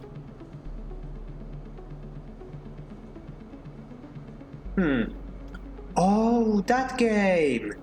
Yes, I heard of it, but honestly, I'm not too interested in it. I heard that it has great multiplayer potential. Yeah, roguelike co-op game. And I would definitely like to play it with someone, maybe on stream. That might be me. Ugh, my tongue is getting so twisted. That would be a lot of fun to do a collab, but I don't think I would play it on my own time. It's not my type of game in that sense. I would definitely have need somebody to play with. Me? Well, are you asking me out on a date? Rain World? Oh, Rain World. It's the Rain World. Oh no, I'm thinking about Suzerain. No, Rain World. What is that? Let me look that up as well. Why did I close the browser?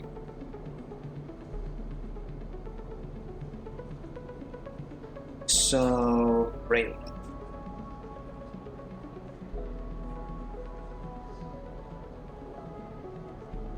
Oh no, it is! That is what I was thinking about. Oh, for some reason I thought the name of that game was Suzerain. Snake Cat game. Yeah, I heard a lot about it. I think that would be a great thing to stream. I don't actually know what the... Wait, isn't it on sale? Let me check if it's on sale. It's probably on sale. Holy shit, 90%? Oh my gosh. It's $3. Oh my gosh.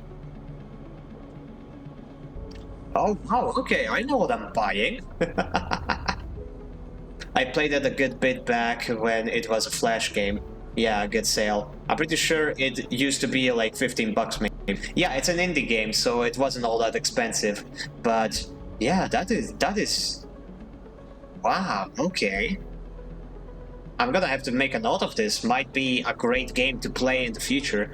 But for now, I have a good selection of games to play. Once I'm done with Citizen Sleeper, I'm gonna play Moon Crash. Okay, back to this. They were trapped, desperate. Who is Yannick? Nah, I get that she is mad at Sabine for betraying yet against trust, but she did feel trapped. They were trapped, desperate. Many on the eye are, Sleeper. I'm sorry, but we must ask that our debts are paid in full. Sabine found something. Please, I don't want to hear their accusations. They only wanted to escape their debt and would have said anything. But where are they now to stand behind their claims?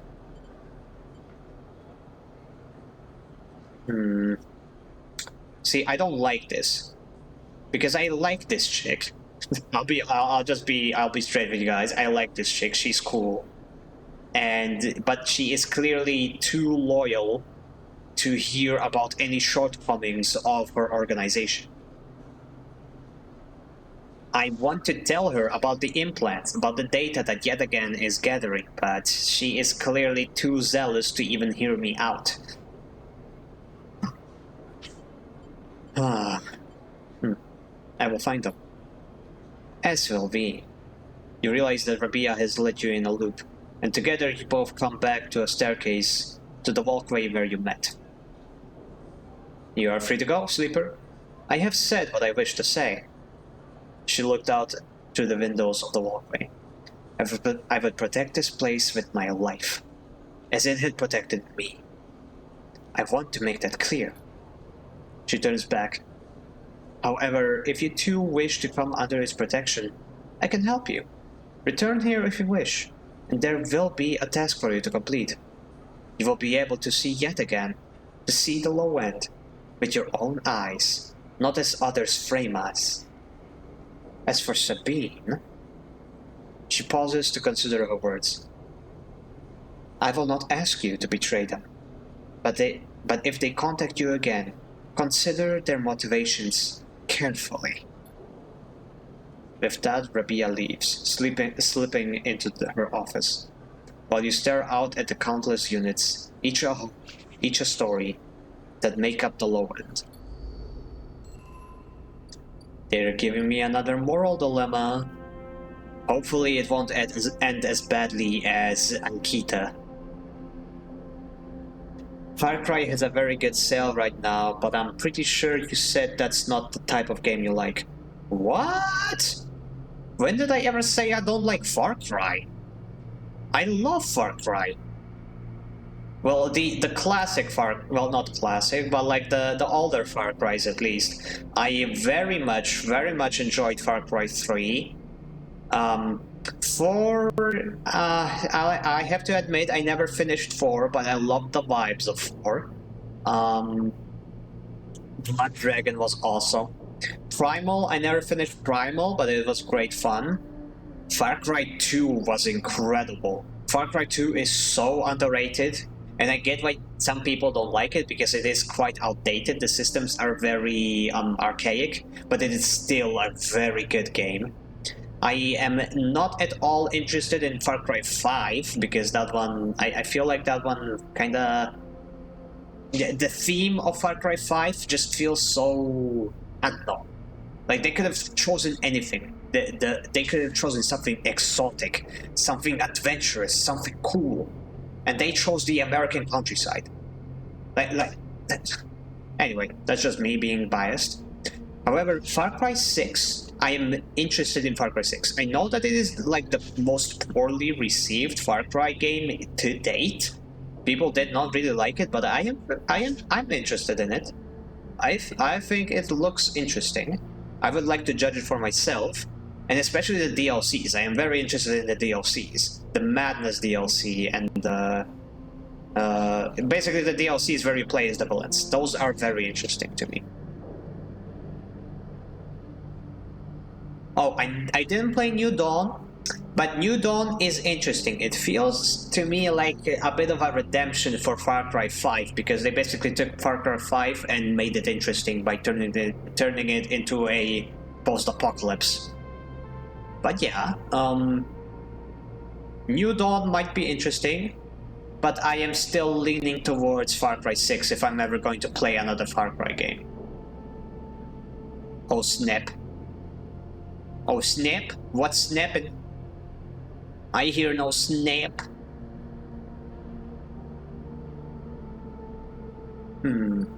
Okay, right. I talked to Rabia. She said there will be a task if I go back. Ooh. I can become a Yet Again insider. That's interesting. However you feel about Yet Again, it seems working with Rabia is your best chance to get an insight into the organization. Alrighty then. Well, that is one thing that I can go do. But I can also go up, and away we go, and do Bliss's task. Oh, it's a new ship. That's an interesting ship. Wow, lots of green things. Too much crying far. How far can you cry, I wonder? Anyway, so. Solar window. The selected launch window for the Stalwart Vector's maiden voyage is closing. This is going to be a tight one. 1, 2, 3, 4, 5, 6. I have 6 cycles to do this. Rigged and ready. Holy shit, that is a lot of segments. The Stalwart Vector's experimental sail deployment failed horribly. Now its massive solar sails need to be repaired.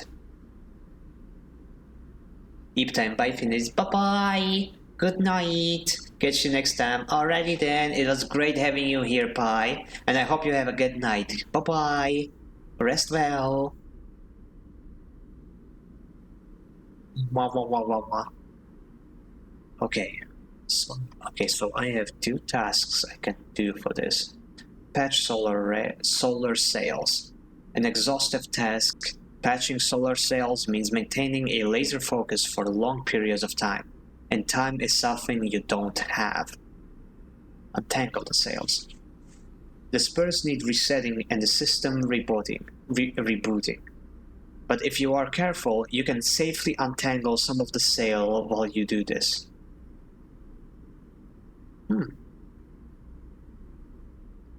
Oh, I see. This is a risky one. It can cost me progress if I fuck it up. But I have 2 6-sided die. Yeah. Thanks, Kitty. Now you.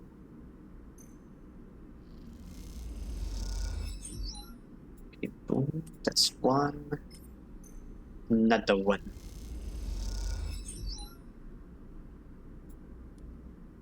And I have a 1-sided die, but I can reroll it into a 2-sided die. Lovely. Yeah, that is definitely what I wanted. A 2-sided die. Die. Death. Die.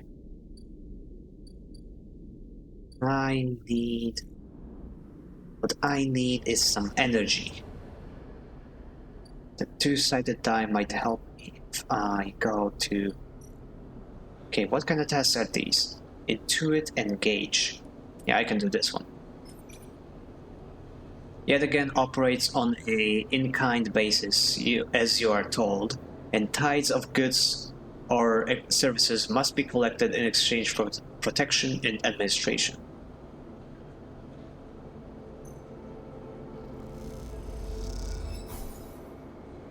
Neutral outcome. Energy and yet again Insider. Inside. Okay. Well, time to go have a nap.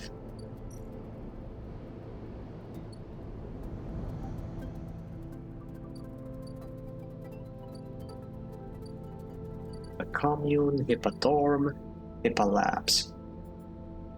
We have scrap components, 2 of them, and now the Greenway Cipher. I will use the cipher later because I don't know if I'm not gonna need some dye. Anyway, and cycle. And Cyclops.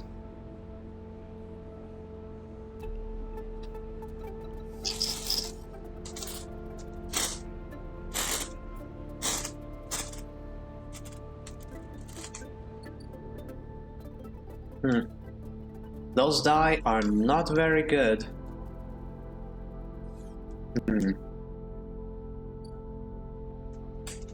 And I am starving. And I don't have a whole lot of Creo.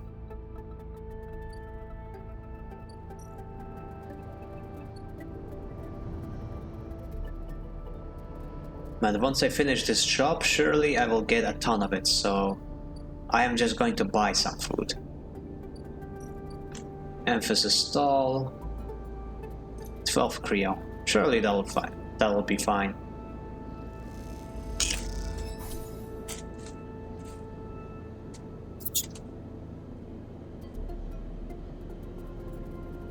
Okay, I am filled on food. Up I go into the hub.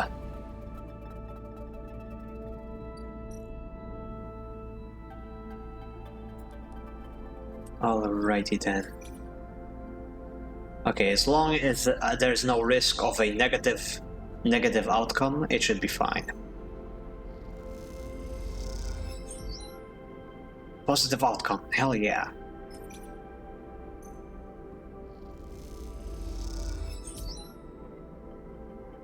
Another positive one. This is awesome. This is going great. I rerolled my 1 into a 1. Oh, thank you, game. Thank you, I guess. Back down we go.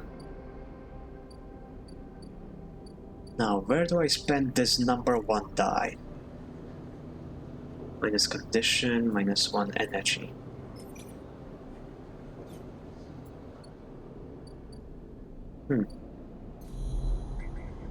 Maybe I can spend it getting some data. What kind of data did Castor want again? He wanted yet again data. The stories about yet again are brutal, but I want the truth. The vial of stabilizer should provide the motivation. Oh, he's willing to give me stabilizer? Interesting. What are the old guard up to these days, I wonder? I have a ship mind for you if you'll indulge my curiosity. He was offering me a ship mind? Oh man, I should have read these ages ago. Still. A stabilizer for yet again? For yet again data? I can do that. Yet again agent. Some Ghana forces implants are chipping out our outcom signals. Time to see what they are talking about.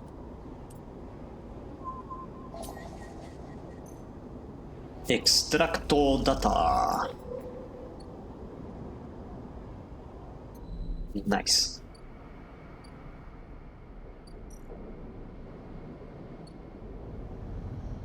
Off to the dorms I go for yet another nap. Into Cyclopsal.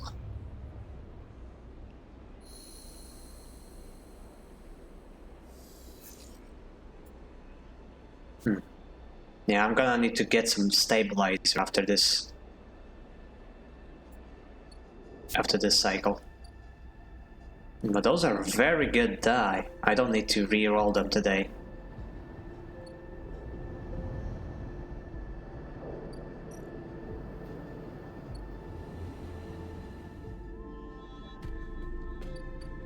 Stalwart Vector. I am Vector.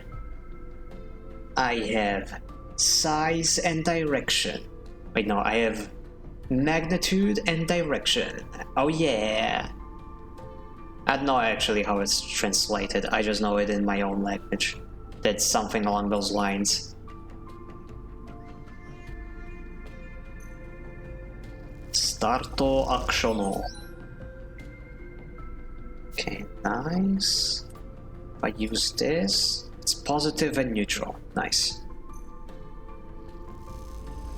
Positive. Neutral. And another positive. Stay positive, you guys.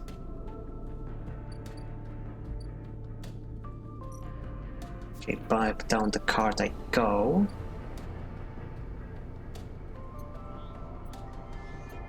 I'm gonna get some consumables from Emphasis Storm.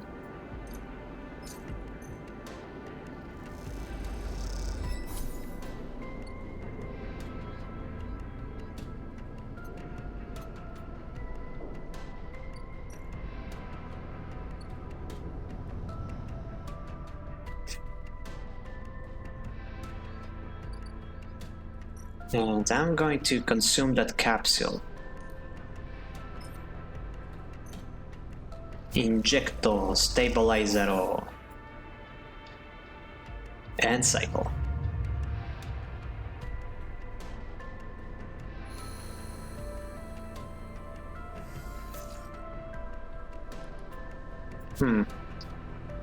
Those are some shitty ass dice. Let's go at least spend the number 3 die. Maybe those will get me a decent outcome. If not, I'll just re-roll all of them.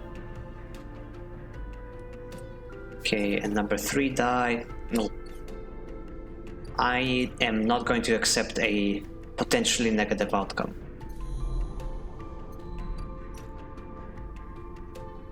I am going to re-roll all of them. Ooh, now that is much better. Much, much better. Hell yeah.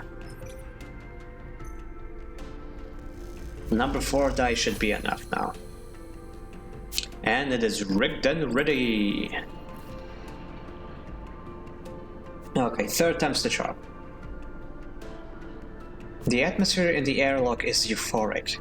You and Bliss keep grinning at each other like idiots. Exhausted, blinded, sore, and aching idiots. Sleeper, that was incredible. She punches you in the arm. I never thought we were going to make it. Those idiots tangled the whole thing up like nothing I've ever seen. We make a good team. Bliss smiles a winning smile. As the lock's inner door clucks open, Moritz gives a rare whoop. He looks exhausted too, and for good reason. Moritz has been the one ferrying the tools and parts back and forth from the ship. His tired smile tells you he's glad it's done. Sleeper, Bliss. He shakes his head. Impressive. When I saw that ship come in, I thought there was no way. Oh. Why, thank you, Moritz, she winks, for believing in us. Moritz rolls his eyes. You know what I mean. Take the compliment.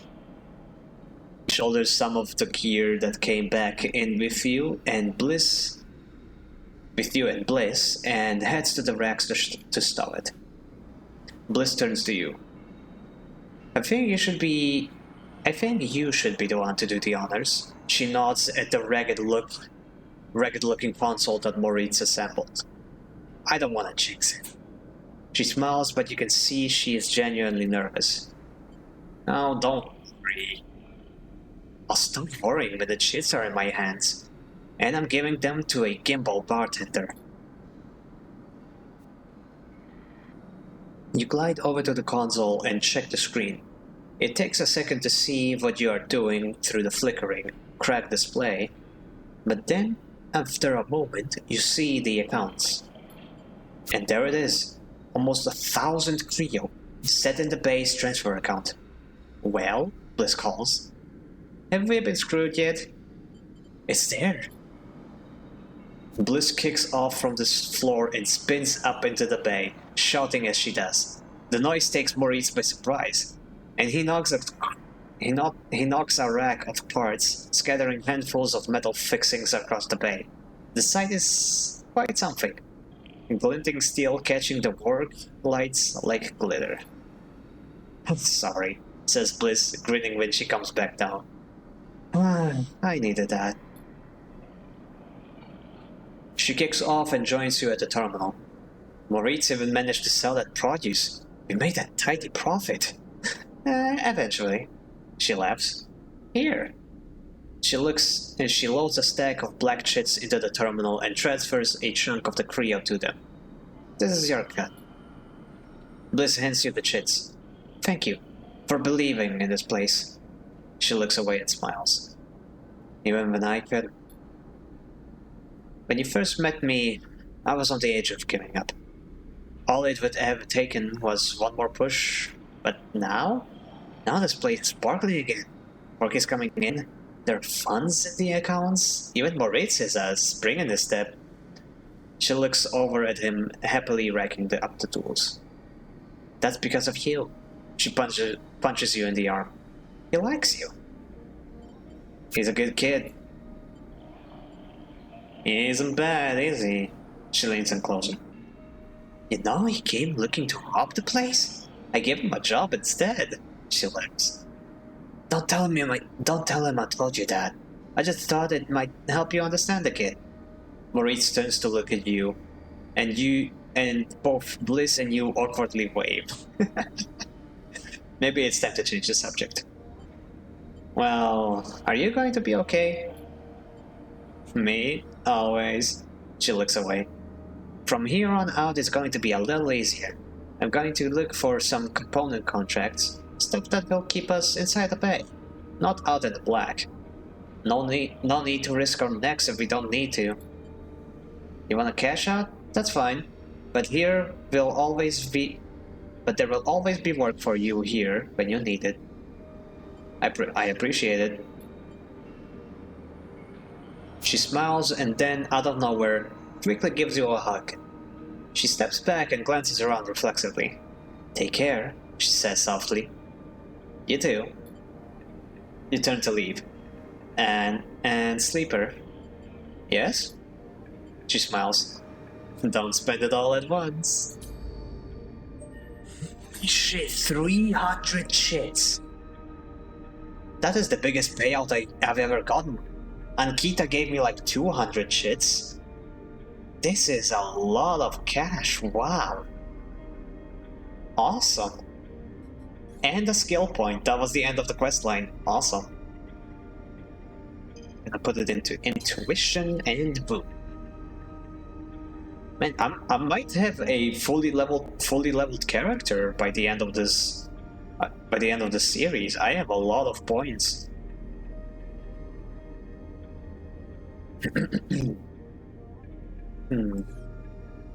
But yeah, I noticed that there is a lot of hugging in this game. A lot of the characters in this game, the friendly ones, they're very physical. They're not afraid to give you hugs, to tell you that you're important to them. It's really sweet. Bliss's Bay. One last job. Moritz has heard Bliss speaking with someone remotely.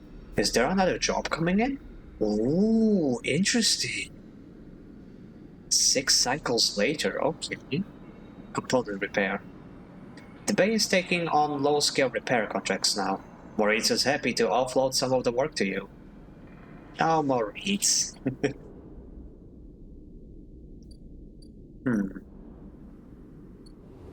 Well then, time to go down the rim, and I could go to Rabia's questline, but I am curious what's on the other side of the Greenway. What's on the dark side of the Greenway? Greenway Gate. I am very curious. The entire Greenway is locked down, shrouded in a dark cloud of shifting currents. What is happening here?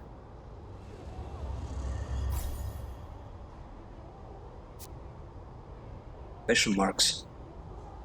The cipher burns away as it is slotted, data sparkling like a lit touch paper. What has been unlocked? The cloud. The Greenway rolls beneath you like a still-choked river. If what Navigator said was true, then no one has accessed these networks since the collapse. The Hunter and Killer protocols have never set foot here, never cleared out the intelligences and subsystems. So why then, you wonder, does it look so dark? Is it just that bit of rot has set in, the entropy of systems reducing everything to shadows and light? You watch as the slotted cipher fizzles in the one open, distorted gateway on this entire rim of the station. It flickers and winks out, and then you are falling into the flow. A river of swirling darkness. You are spun by it, twisted by it, lost by it. It's not that the Greenway was hiding in the darkness. It is made of darkness. It is filled by this substance, this process, this swarm. Now you're among it. Among us? You notice that a swarm is exactly what it is. 1 billion individuals moving in a flow. There is no network to map here. No nodes and no threads, only a storm of interchangeable points, shifting configuration endlessly. Then you see them, a figure, turned away, the only bright spot in the dark river. You push close through the storm.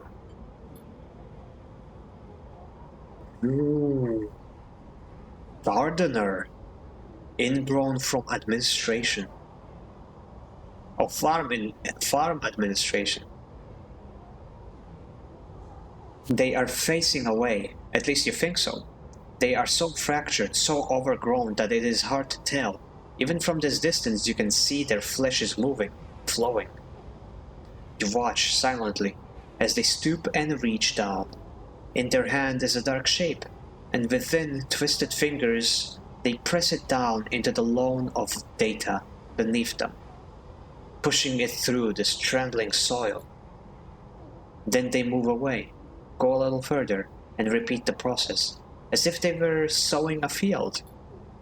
You push forward, but somehow, despite their slow and deliberate speed, they move faster, and they quickly fade out into the storm. You reach the point where they planted the object and look down. There it is, a glassy, shifting polygon with something inside. You reach down and pick it up. It is cold, but it thrums with energy. You look toward the path of the figure, but they are long gone.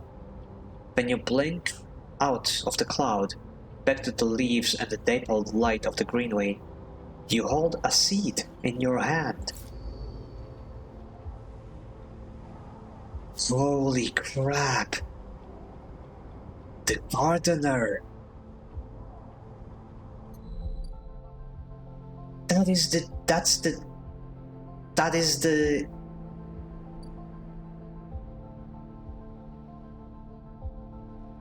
the truth behind the Greenway, how it grew to be so alive, so active. It is a symbiosis between the digital systems of the station and the biological, the lab-grown seeds.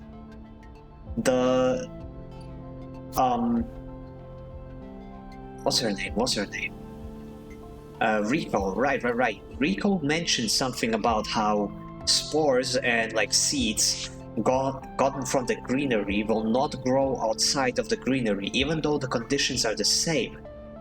And this explains why. There's a digital entity controlling the growth. The seeds, the biology, the ecosystem is somehow connected to the digital side of the station. Oh, that is so cool. I am loving this concept. And that's that. There's nothing else for me to do here.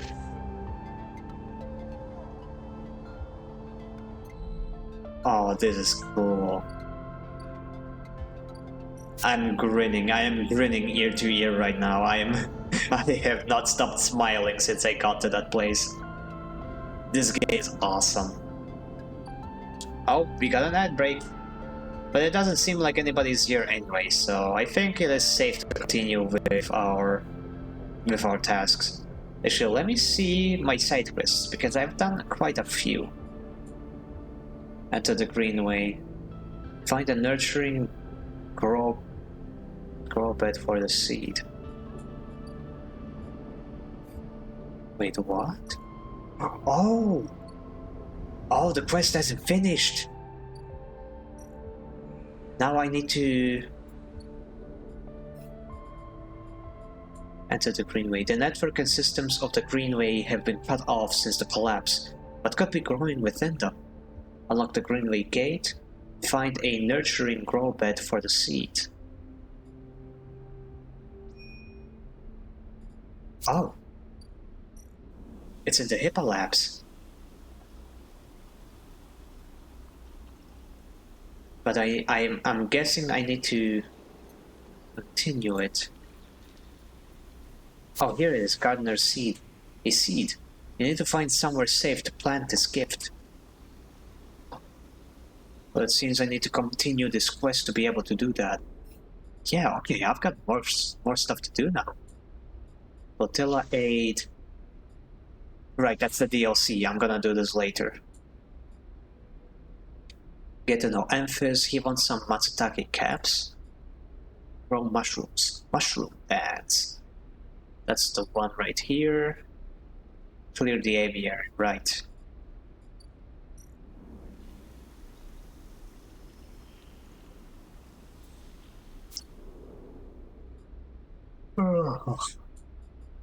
Help Rico's experiments. Grow mushrooms for Rico. Right. Win a side rail ticket.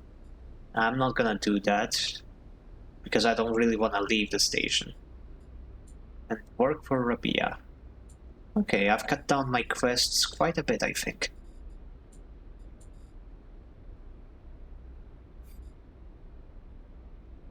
Well then, I can... So there are 3 things I want to do now. Forage for mushrooms, clear the Greenway garden, and do work for Rabia. Let me see, both of her tasks are risky. But I've got a +2 on both of them. On both of these nodes.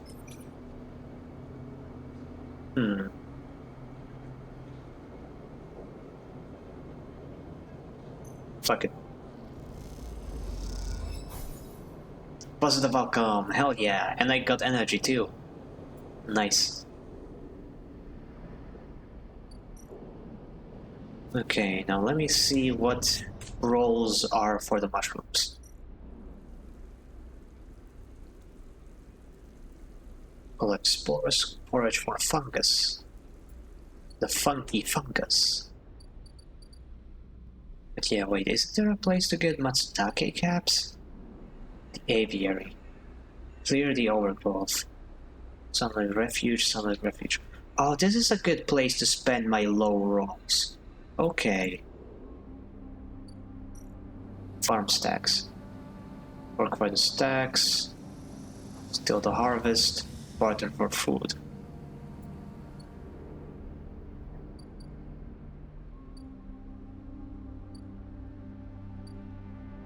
Mushroom. Mushroom. Mushroom. Mushroom.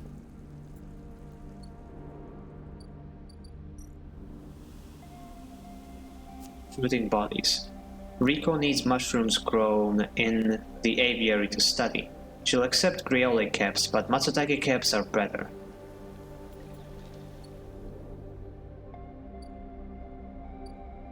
Okay then, the aviary... Let's clear this thing. Let's clear this place out.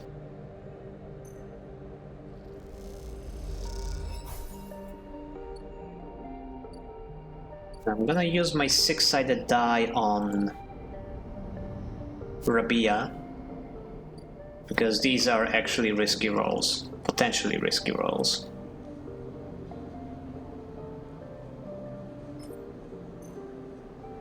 And I have a chance to get scrap components, so I won't complain about that.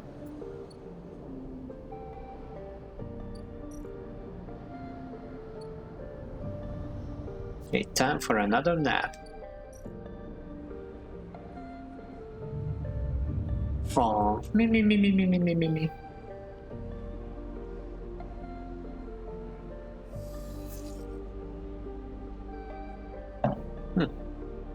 That's a lot of great die.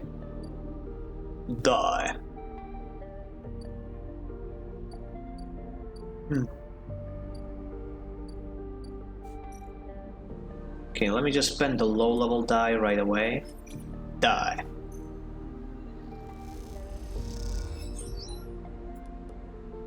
Ooh, positive outcome, hell yeah.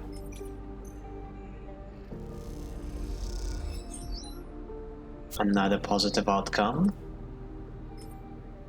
You know what? It's gonna want me to grow mushrooms, which is definitely going to take some time. So might as well get this whole thing complete right away. But I don't want to spend a six-sided die just to get one level of progress. Let's spend the remaining die on Rabia.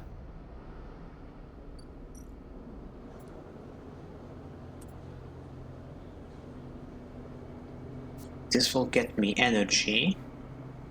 Yet again, perform many roles, from protection to logistics and everything in between.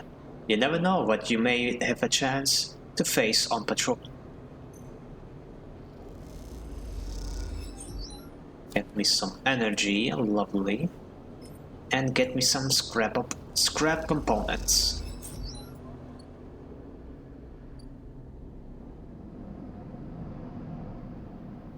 Nothing down here.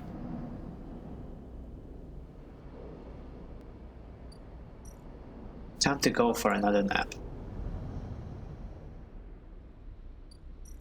I'll admit, not much happening right now, since I've done a lot of other quests in the meantime.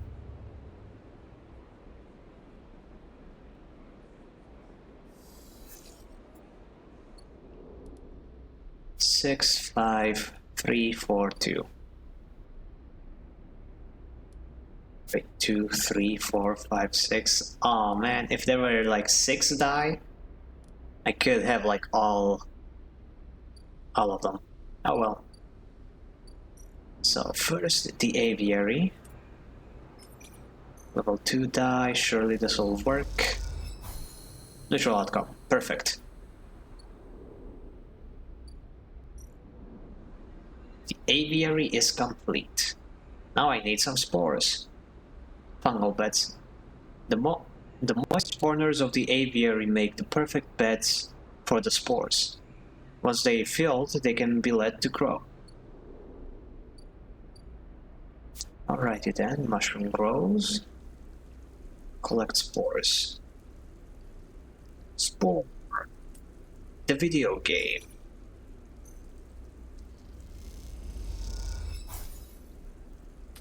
Ugh, neutral outcome.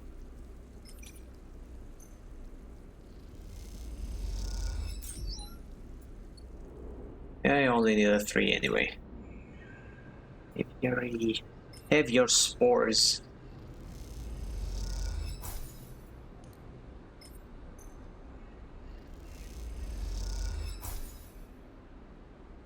You extract the spores from the sample print and mix with water. Then inject them into the prepared mulch. It's precise work. The old growth of the aviary has created a rich medium into which you can place the spores from the growths. They'll grow well here.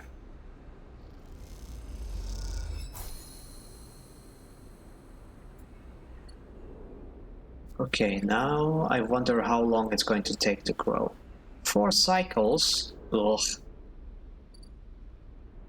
Oh well. Better than nothing.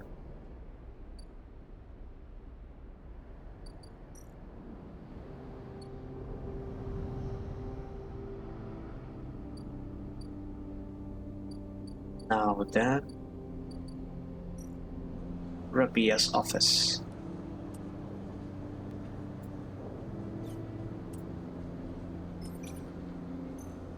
It's going to give me some energy back, which is awesome. I love tasks that also replenish my resources.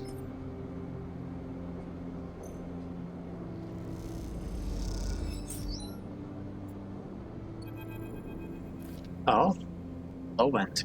Ramshackle residential district. As you say your goodbyes to the enforcers and walk back to the low end, a chirping catches your attention. In a quiet corridor, away from the main thoroughfares, someone has stuck a small recorder to the wall with soot seal and tape. Written across the fluorescent tape is one word: sleeper. You peel it away from the wall, and as you do, it triggers some kind of improvised trip switch. Sleeper. Sabine's voice crackles through. I have seen you with Yetagan members. Are they holding you captive now too? A high whine. I am sorry that I have dragged you into this. I do not trust them. Something is happening within the gang. Some kind of power struggle. You cover the speaker a little, their voice too loud in the quiet corridor. I will come soon. Thanks to your efforts, I have located most of the proprieties. At the right time. A pause. I will see you soon. Don't give up. Remember our deal. The recording cuts out. Well, shit. You stare at the recorder, processing what you have just heard. Hearing Sabine's voice again opens up something inside of you. An SNARP employee. Do they know that I know? You struggle with a mix of concern and distrust. You throw the recorder into a nearby waste chute as you leave the corridor, still unsure who to trust, and head quietly out of the low end. Well, I would like to talk to Rabia about it. We are clearly building some level of trust, so I should be able to just, I don't know, tell her that there's something fishy going on.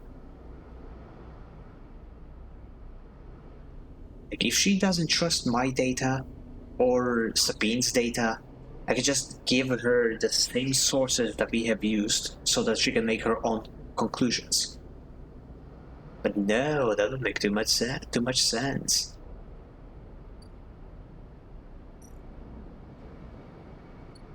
Anyway, time to nap.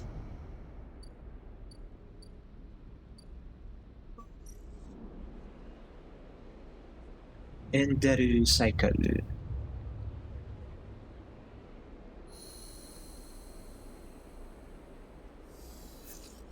Nah, there goes my first die.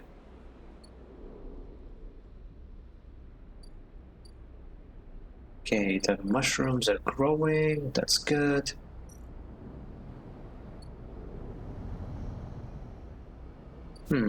Is the last job that Bliss is mentioned? Oh, that's only halfway done. Okay, I've got another... Wait, how many cycles?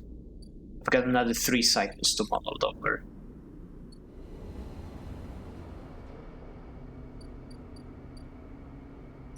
Bia's office.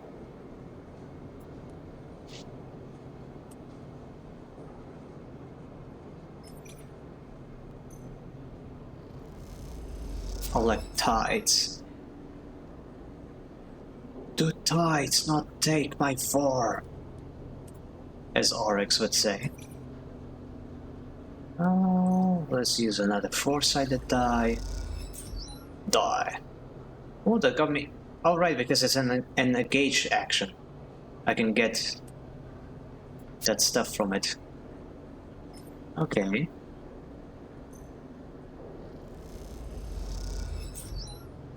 And I've got so many scrap components from this. That's awesome. If only I had something to spend it all on. Anyway, I've got a one-sided die and nothing else to spend it on. So I might as well do a little bit of hacking. Yet again, Agent. Give me your data, little buddy. Yum yum.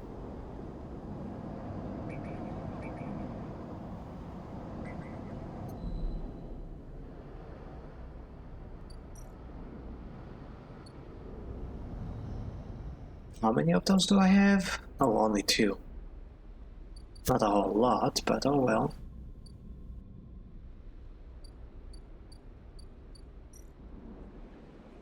In for a nap.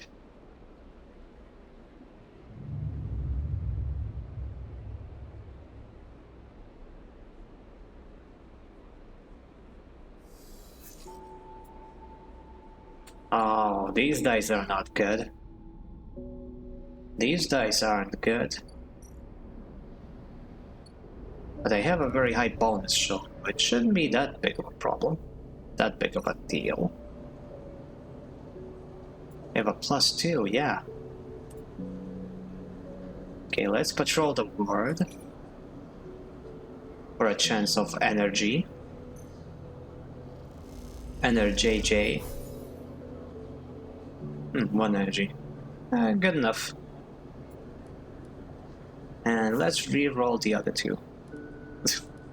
Great, another 3 die.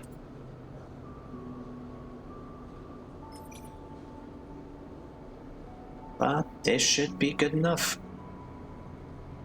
Actually, I don't need any more scrap components. Let me get even more energy. Yay! Now I am fully fledged yet again insider.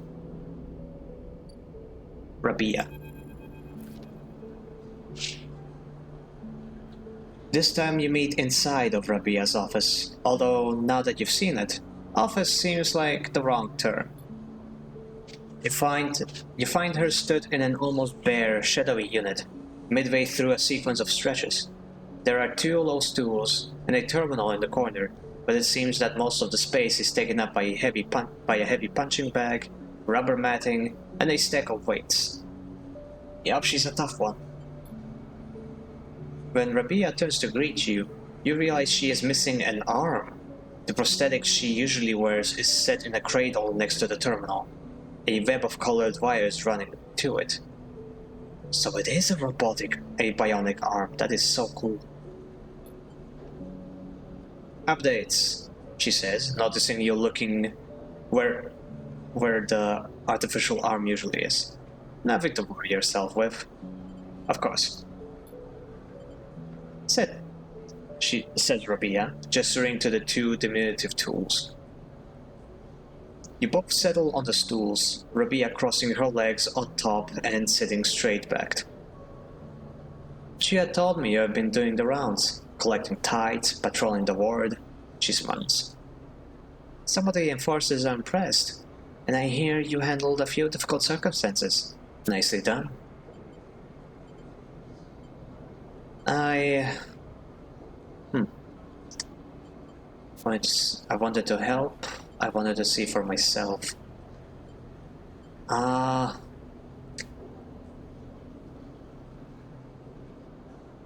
I don't know, I mean, both are true, but I'm not sure which one is the more truthful one. No, what, fuck it, I wanted to help. And you did? She closed her eyes for a moment. I hope you can see how things work here now. A strong yet again meets a strong low end. Both are woven into each other. I know that for you, life on the eye has been a struggle. But I hope we can do something about that from here on onwards. Though some of our members may not see it this way, I know you too are a refugee. She looks at you solemnly. That is why you have come to us. Enough, Rabia. Sabine's voice cuts through the conversation. I am tired of listening to your affected nobility. They cross the room, Rabia's baton in their hand, the end lit with sparkling electricity. Oh shit. Oh shit. What the heck? This is the worst idea you have ever had. Wow. Rabia looks between the two of you. I suppose this ambush was another cooperation between the two of you. She looks strangely unfazed. No, I didn't plan this. I legit didn't. Stay silent, or... No, they're acting alone. Like, I don't want to throw her under the bus, but... That is the objective truth. I never agreed to any of this. Sabine pauses, thrown off for a moment by your renunciation. Rabia takes this opportunity to act. She leaps from the stool and fainting past Sabine, grabs the baton and twists it inwards. She is by far the stronger, and she pushes Sabine to their knees, plunging the crackling end of the baton towards their chest. They freeze there, Sabine struggling to keep the crackling baton from their skin. Stop. Then you support them, Rabia asks you, her eyes not leaving Sabine. Your loyalties are so easily swayed. I thought you were more than Yannick's attack dog, Rabia, Sabine spits back. Are you not able to think for yourself? Rabia holds the baton strong, and for a moment you think she is about to hammer it down into Sabine's chest. But, after a painful wait, she throws Sabine down instead, then spins the baton in her hand, thumbing it and switching it and turning it off in a single move.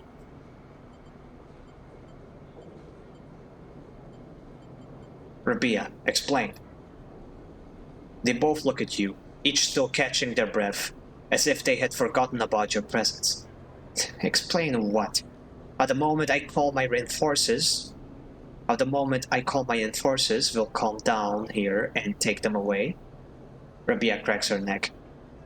You are lucky I didn't kill you. I would have had every right. She shouts, the anger and a release of tension more than a threat. Sabine lifts herself a little, bruised from the fall. They roll onto their side and cough. Rabia gives them some space, sitting back on the stool. Sabine props themselves up on their elbows and fixes Rabia with a hard stare. You have something to say? Rabia taunts. Say it. This is your final opportunity, because after this... no coming back. What's the point? Sabine breathes heavily. She refuses to listen to criticism of the Great Yet Again project. Rabia collects herself. Speak. She folds her arms and waits to be convinced. Sabine takes a breath, organizing their thoughts. They go to start, pause, then decide on another approach. Eventually they say it. Yannick is a traitor. Rabia immediately flinches, her eyes going to the prosthetic arm, her muscles clenching. But she rides it out, more eager to prove Sabine wrong than she is to hurt them, at least for now. When I came here from Ashen Arp, they glance at you, gauging a reaction. It was Yannick who was one of the first to support me, to look after me. I should have known then, but I was naive and afraid. Sabine turns to you. Sleeper, I know that I should have told you I worked for Ashen Arp long ago, but thought you would abandon me, and you are my final friend. What you should know is that I left SNR because I was running for my life. I leaked documents on the sleeper program, on the illegal and immoral practices it relied on, to the press. SNR wanted me dead, and I fled as far as I could to this refuge at the edge of the surrogate systems. Sabine stops to collect themselves. What does this have to do with you? The sleeper knows you're SNR. I told him. And while you hide beneath the cover of being a whistleblower, you and I both know you worked in the sleeper program. Yannick told me as much. Sabine's face falls. It is true. They glance at you and then away, ashamed. They lift their head. But it is Yannick, not me, who is the pocket of SNR. Rabia flinches again. I can prove it. He made some kind of deal to keep me here, to tie me up in debt, to lock me away. In exchange. Rabia slams her hand on the desk. Just tell us, for God's sake. In exchange for those. Sabine finishes, nodding towards Rabia's prosthetic arm in its cradle. He has been yet again enforcers, using you as test subjects for SNR technology. I have the data to prove it. He has been bringing them in under the guise of stolen shipments and having me fit them, knowing each one is capturing data and sending it back to its makers. Rabia's fixed expression has started to fade. Sabine produces a slate. It's all here. Thousands of hours of usage data, failure rates, error dumps. These are untested implants, Rabia. They could short out, fail, cause cascading failures across a person's body. And they have. Sabine suddenly looks incredibly tired. I thought the error rate in the units was down to them being stolen or modified. I have tried to fix hundreds of failures in my time here. Not all of them. They stop, unable to continue. Rabia closes her eyes and breathes in. Then she opens them again. She holds out a hand to Sabine. Show me, she says. Later, much later, when you leave, Sabine is still taking Rabia through the manifests and usage data. Both of them crowded around the terminal as Sabine leads Rabia through each layer of Yannick's betrayal. As you leave, Sabine catches your eye, and something passes between you. Something like a thank you, or maybe a sorry, or some other expression that communicates both sadness and hope. Upgrade point! But I need another one to actually get something. Enemy of my enemy. Rabia and Sabine have been holed up in her office for a while now. What are they planning? Well, this is interesting. Havenage had a conspiracy. Yet again has a conspiracy. There's conspiracies all over the place. Anyway, I've got dice rolls to spend. Where to?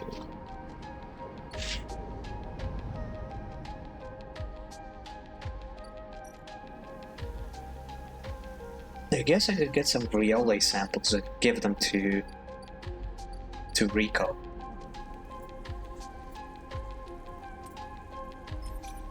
+2 intuition should be safe. And I'm full on energy. Positive outcome. Yay. Oh wait, no, those are spores. Ah, fuck, stupid. I am the big doom. I am silly. What am I gonna do with these spores? They're useless.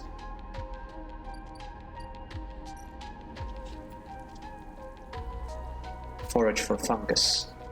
Funky fungus.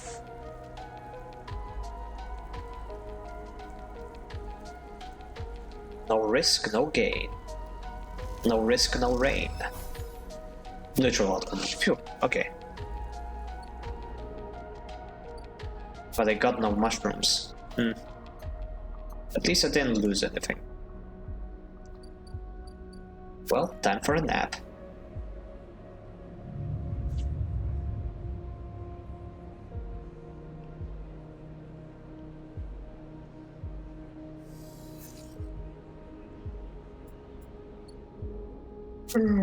Oh, I probably could have spent those rolls on getting data. Oh well, too late.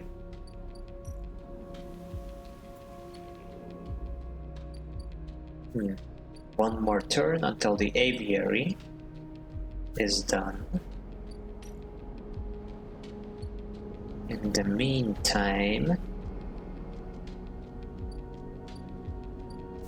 unit. Actually, what does the derelict unit take? It only takes me spending rolls on it.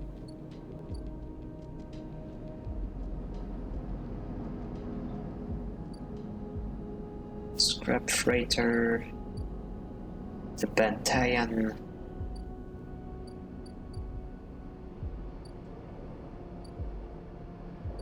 Actually, there's one thing I always wanted to try. No, not this thing. Freight hub. I wanted to try and steal a shipment. 100% chance for positive outcome. Got some Creo, got a random item, got more scrap components. Oh, midline security, this is the limit. It doesn't matter if I get caught or not. Stealing shipments from midline is going to be picked up on fast, even if you are careful. Their systems can't be fooled for long. You know what? Fuck it. Might as well. As long as I don't do it a third time, I'll be fine. Okay, what did that get me? More scrap components. I wanted other random stuff. Oh well. Yet again, agent. It takes me a 3 roll. And I can reroll them. Ooh, those are great die. Fantastique.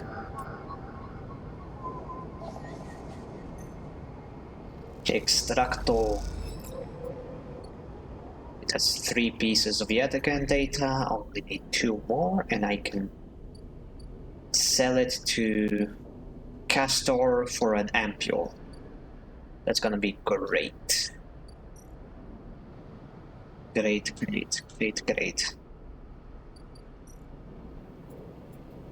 Let me see what the progress on Bliss is. One more cycle. One cycle. I want to ride my one cycle. Okay, mushroom grows. Forage for fungus. The funky fungus. 1 Grioli cap. Better than nothing.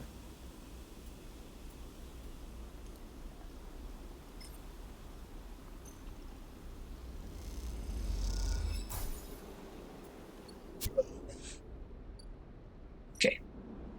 Next cycle is going to be interesting.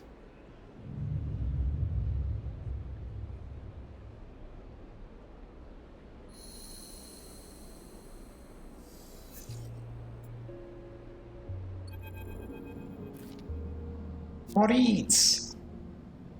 Sleeper! Long time. Moritz is smiling at you when you leave, clearly happy to see you again. Moritz! Good to see you. Same. He rubs his hand on his jacket. How have you been? Working hard. I bet. Well, you're always welcome to hang out at the bay if you want. He glances around. Actually, that's what I'm here about. I know Bliss said she didn't want to take any more big jobs, but she's changed her mind, or something. Because now we have someone looking for a refit of their ship in our bay. You would not believe it. They want their entire ship disarmed, cutting out defense arrays, weapon lockers, ship-to-ship countermeasures, the whole lot. He leans in. They'll be able to start an arms dealership with all the hardware we'll have up there when we are done. He laughs. Anyway, it's a massive job and we need some hands. Bliss said to go get you. So come on up. Bliss is waiting on you to accept the job. He pauses. It'll be good to have you up there again. Well, just like old times. Well, that's awesome. Very interesting. Oh, wait.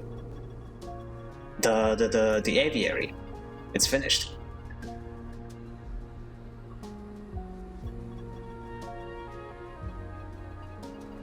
The crop of fruiting bodies has broken the surface of the munch.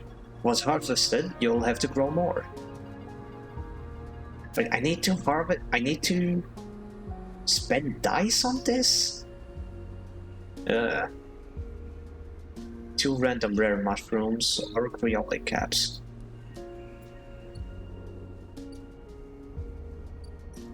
Well, I am going to need to check how many dice I'm going to have to spend on Bliss. Because this one is definitely more interesting and more important. The mushrooms will wait. Bliss ship mechanic. When you enter the bay, it is fairly quiet. Maurice must be out on some errand. And maybe Bliss is repairing the kit? What? Holy shit, what? No fucking way, Ankita. Wait, she's the one who was ship dismantled? Well, not dismantled, but disarmed. Holy shit, I did not think I'll get to see her again. Oh wow, okay, this game is full of surprises. This is so cool. Sleeper. Ankita is drifting at one side of the bay. You missed her completely when you came in. The idea of not seeing Ankita when you enter the room would have seemed unlikely to you several cycles ago. But seeing her without her armor, she seems smaller, less imposing. Finally got rid of the armor? What are you doing here, Ankita?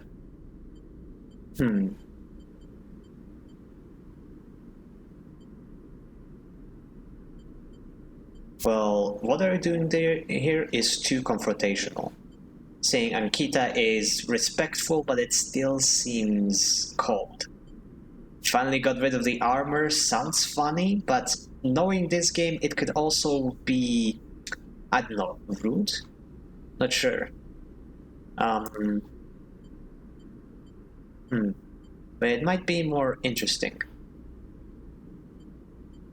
Finally, you know what? Let's go. Let's go with it. I'm interested in what she'll say. Finally got rid of the armor? She ignores your remark. Ah. Yep. Shit. Oh well. So what is this? She asks. Come to avenge Ashton or his sleeper?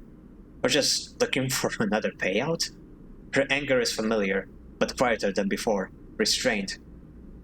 I don't want your dirt money. Don't start. Look, I don't want to fight. Then why are you here? She looks away, and you can tell her anger isn't directed at you in particular. It radiates off her like fire. You better be ready to sign, comes a shout from the bay entrance. Because I've got my best repair tech coming up here, especially, and they are going to... Bliss glides in and suddenly stops herself when she sees you and Akita standing off. Oh, Sleeper, you're already here. Miss Caseta, this is the tech I was telling you about. Best on the... She stops, looking between the two of you. Wait, do you two know each other? Miss Caseta. Interesting. Is that a fake name, or is her full name like Ankita Caseta? That's a full name, not gonna lie. You and Akita look at each other. She's a killer. Jeez. No, I'm not gonna say that. Look, yes, I am sad about what happened, but I don't really blame her. Well, I kind of do, but I'm not interested in perpetuating that hatred. I'm not holding a grudge. I'm not sure why I can't have my character act normal. Anyway, we used to work together.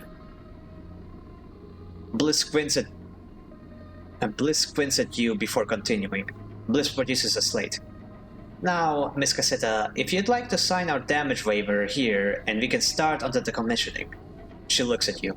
My tech here is eager to get started, as am I. Ankita scrawls her signature across the slate. Thank you, Bliss pauses. And everything is okay with the special payment term we discussed? She gives Ankita a strange smile. All fine, says Ankita, giving her another hard look. Then she kicks off and drifts to the entrance. I'll be in the gimbal, she says, and leaves. Special payment terms? She looks over her glasses at you. Look, Sleeper, there's something I have to tell you. She glances around again. What is she so nervous about? This isn't exactly my typical job. Miss Caseta, Akita, she gives you a knowing look, doesn't have the shits to pay us, so we've made a special arrangement. She sighs. I'm leaving. Wait, what? You're leaving? Keep it down. I haven't fought Maurice yet. She looks down. Just waiting to break it to him. Don't you tell him either. She stares hard at you. I'll tell him when I'm ready. And I don't want him to get worried about Akita's history. He can be very, protective. Well, I've noticed. Look, all I care is that she is heading for the starboard belt. She looks out of the bay. That's where I'm headed. She turns back to face you. Also, I wanted to ask, she stops, unsure, if you'd like to come with us? Oh. Huh.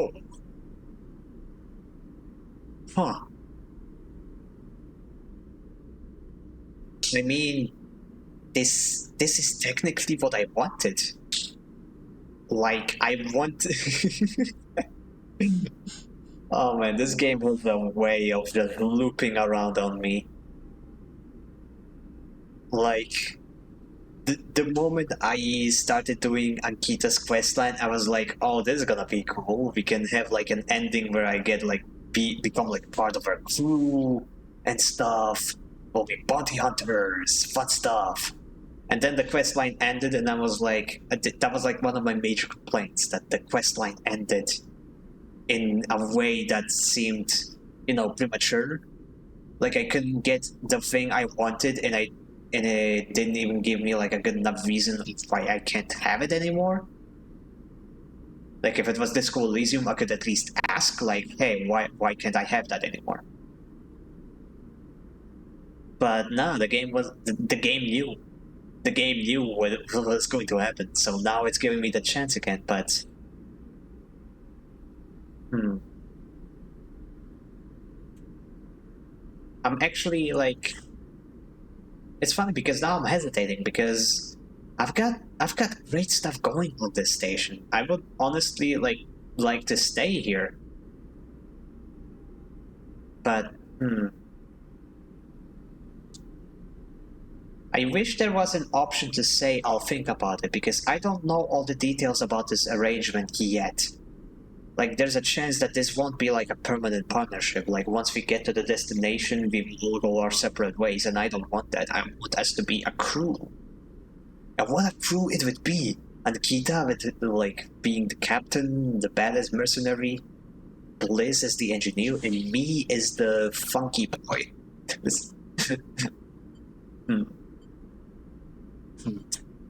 I would. Yeah, I feel like I want to say I would.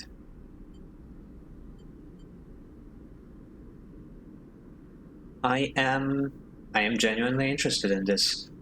Maybe I can always just say nah. She interrupts you before you answer. Okay, thank you. The game is just trying to freaking to play me again. Okay. I know things have been hard for you on the eye, and you've helped me so much. I asked Ankita if she'd carry two of us, and she said yes. Moritz will take over the bay anyways. Although if you stay, you are welcome to help him run it. I just thought you might be in need of a fresh start as much as I am. I mean, the station is my fresh start. Like, I don't want to leave. Like, that is not my primary concern. I'm just interested in, like, having a place. And, like, being part of a space crew, that would be cool. But yeah, I don't know. We'll see. She turns nervously. Think about it anyway. The berth is there. We've got to finish this job first anyway. And I really wanna get some reconciliation with Ankita then. Like, she's clearly not very happy to see me. Especially the way she lashed out. I feel like we definitely need to fix the relationship there, and it's going to be rough. And with that, she kicks away and heads to the racks, before you can offer an answer. Moments later, Moritz enters with a new cutting torch for the disarming of the Ambercrest. The starboard belt. You push your thoughts to the back of your mind. Time to get to work.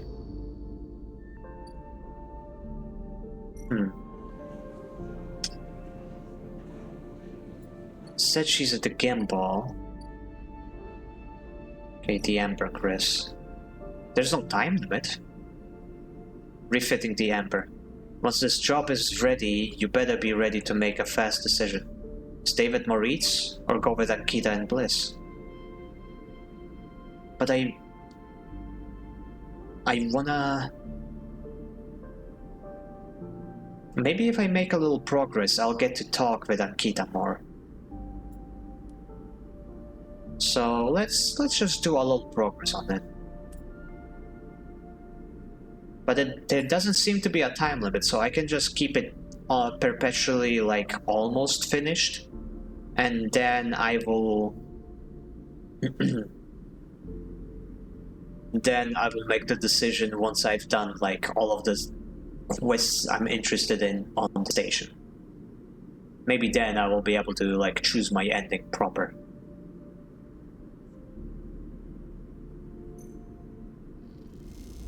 Positive and neutral.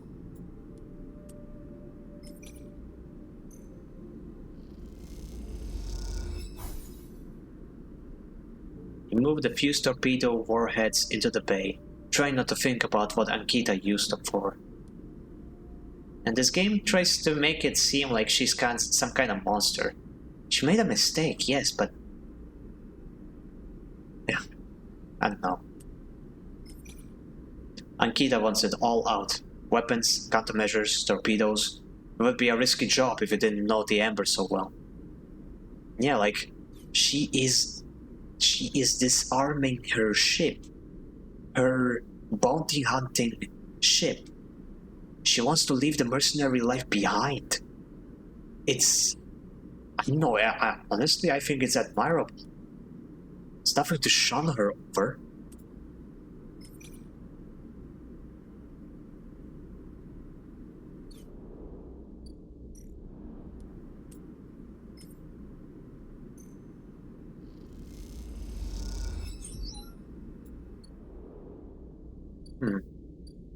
Okay, no, I don't see any things popping up.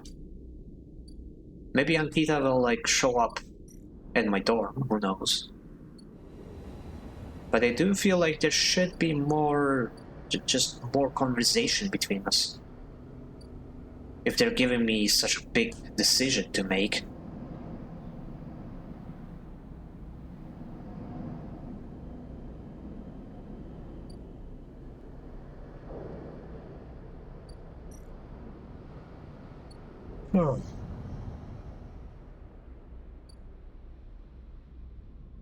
Honestly, now that I think about it, I think there's more to Bliss leaving than she's letting on. I think she wants to get away from things because she did get a new start. We basically got the bay running again. She's getting big jobs. She's getting her lucky break. So why does she want to leave now when things are finally picking up? I think there's more to it. Especially like with the first job going south because of her ex-boyfriend. I think there's more to it. Anyway, I've got mushrooms to get.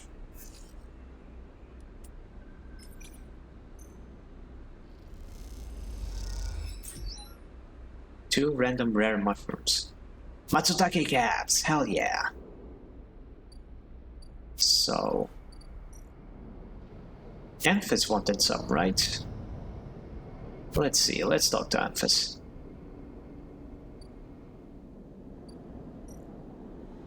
Did he want two? Yeah, he only wanted two. Matsutake. Why can't I? There we go. Anthus mentions an old recipe for Matsutake broth. All he needs are 2 handfuls of caps, freshly sourced. Let's do it.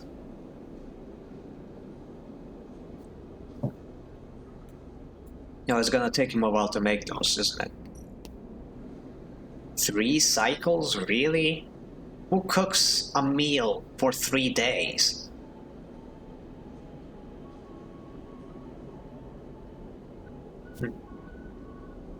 Anthus says he needs some time to ready the broth. Apparently, there are some ingredients he still needs to source. Oh, okay. So he is making something more complex. Fair enough, fair enough. Cool.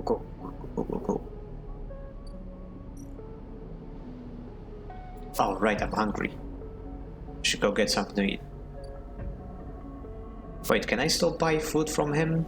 Oh no, he's super busy. Okay, where can I get some food from?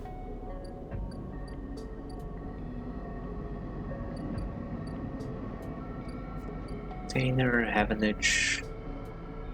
I have an idea. What if I go to the Gimbal to get some food? Maybe then I will run into Ankita. Buy a spacer meal. I have the money. 3 energy, nice. But nothing. Or wait, maybe she's in the Kisho capsules. The only place to sleep on the hub, hacked off a colony ship and welded the ring. They're surprisingly expensive to rent.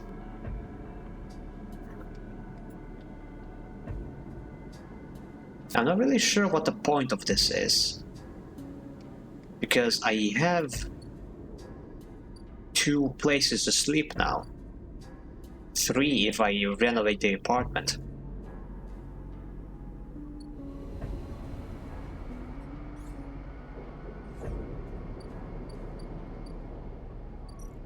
Anyway, time to take a nap.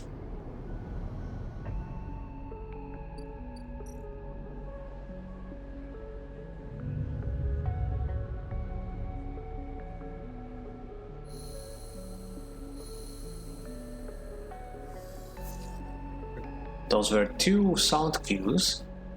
Wonder what that meant. But no, Ankita didn't show up. Not sure I like that.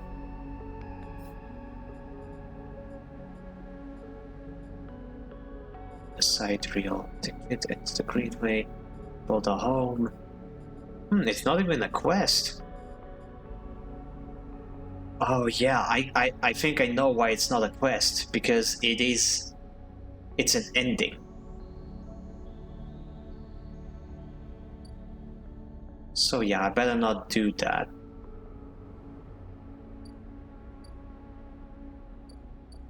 Mushroom goes. Also, I've got I mean, I've got fewer quests. That is what I'm trying to blabble out. Aviary. Okay, before I do that, let me cross the rim. And there's Rabia's quest. First, let me hack some yet again agents. Number 1 die.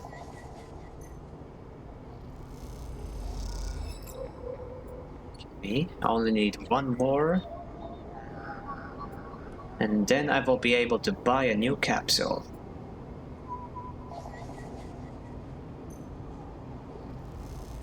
Well, not exactly buy, but I'll be able to get one from Castor. So before I do that, let me chat with Rabia.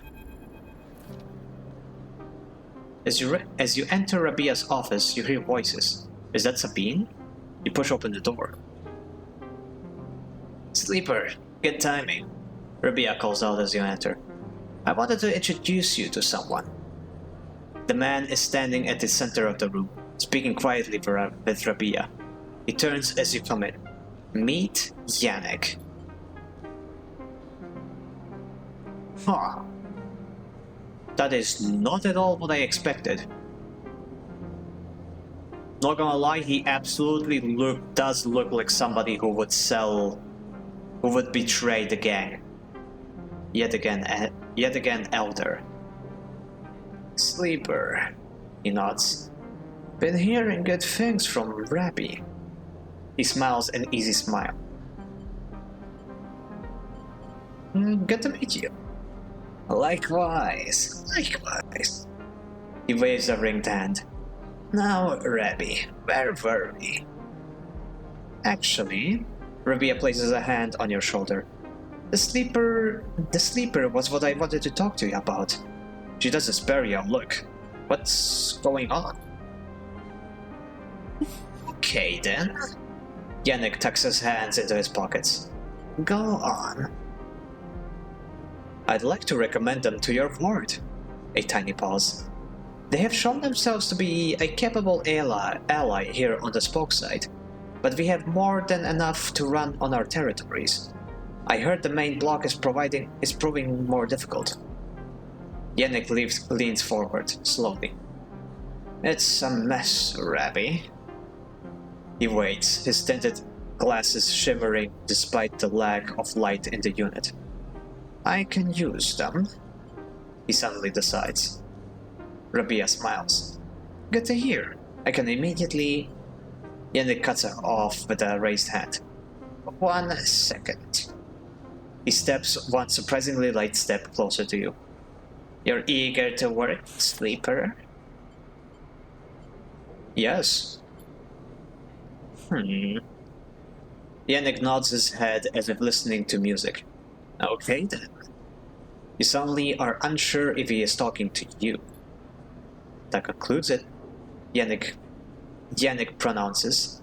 Sleeper, you can work in the ward anytime they like. You should Rabia a confused look. Rabia finally glances at you for a moment, but it is so fast you almost miss it. Good. I know you'd be happy with their work, Yan. Yannick reaches out and squeezes her shoulder. Sure, Rabbi, he says. Now, please, he says, turning to face you. Let us old friends get back to it. He guides Rabia away, leaving you standing alone. You look at Rabia, but she is deep in conversation, and so, stunned and confused, you leave. Well, that's fun. And by fun, I mean, what the fuck? Okay, one upgrade point. I need another one. Oh wait, oh, I got a new drive, not a new point. I see. Yannick's Fort. Low-end main block. Patrol the block. The massive block at the center of the low end is made up of layers and layers of units. Patrolling this vertical city is a challenge. Yannick's Trust. Yannick is a strange character, but he seems to understand the value of hard work. You'll gain his trust with time.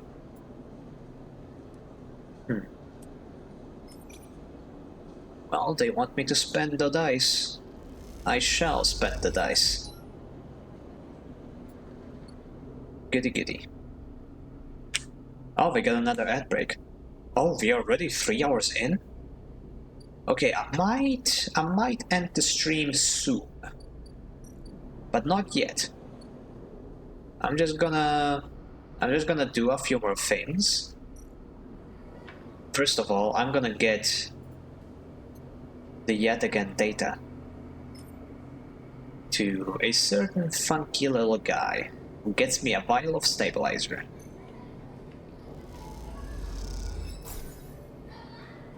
That's enough for now, sleeper. I have other things to attend to.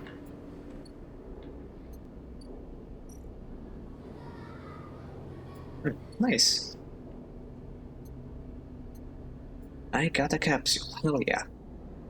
And no more die to spend.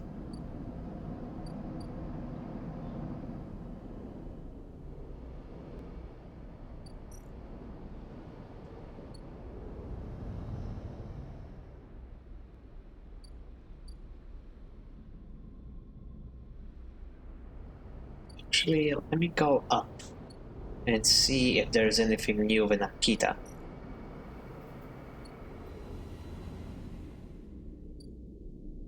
Ambergris, capsules.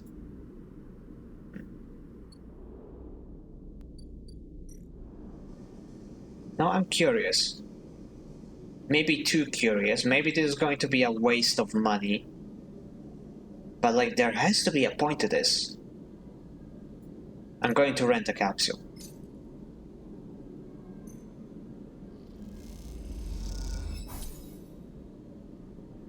You hand over the chips and get a passkey to a capsule 0451. Time to find out which of the identical birds is yours. Capsule dock. And cycle. Inject stabilizer. Work sunbathe. Wait, is this just permanently mine? Or can I only use this once? Well, either way, let me try. Wait, what? I use the stabilizer now? Nah.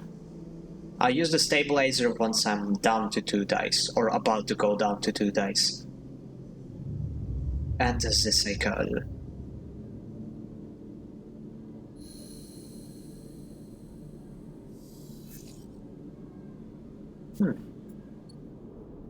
Okay, nothing special happened. And yeah, it's still mine. It's permanently mine, okay. I guess that wasn't that bad of an investment. I now have 3 places to go if I'm in danger.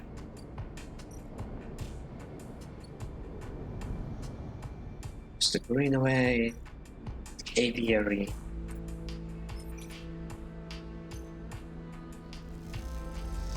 Give me them caps. Let me reroll these 2. Slay.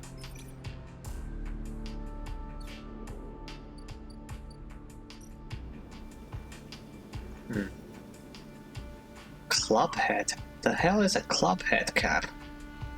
Strange, unidentified club-shaped fruiting bodies. Matsutake.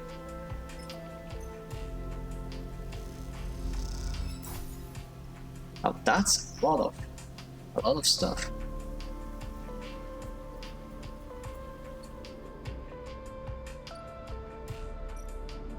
FinisVT Aviary. Half positive, half negative. Come on, positive. Neutral outcome. Still got some random shrooms. I got Griole Cap and I got Matsutake. Nice. Oh, I got the drive complete. So now... either Icebreaker or Self-Repair. I'm not doing too poorly on capsules, to be honest, but I do have a lot of scrap to kill. Keep 2 dice even when condition is breaking.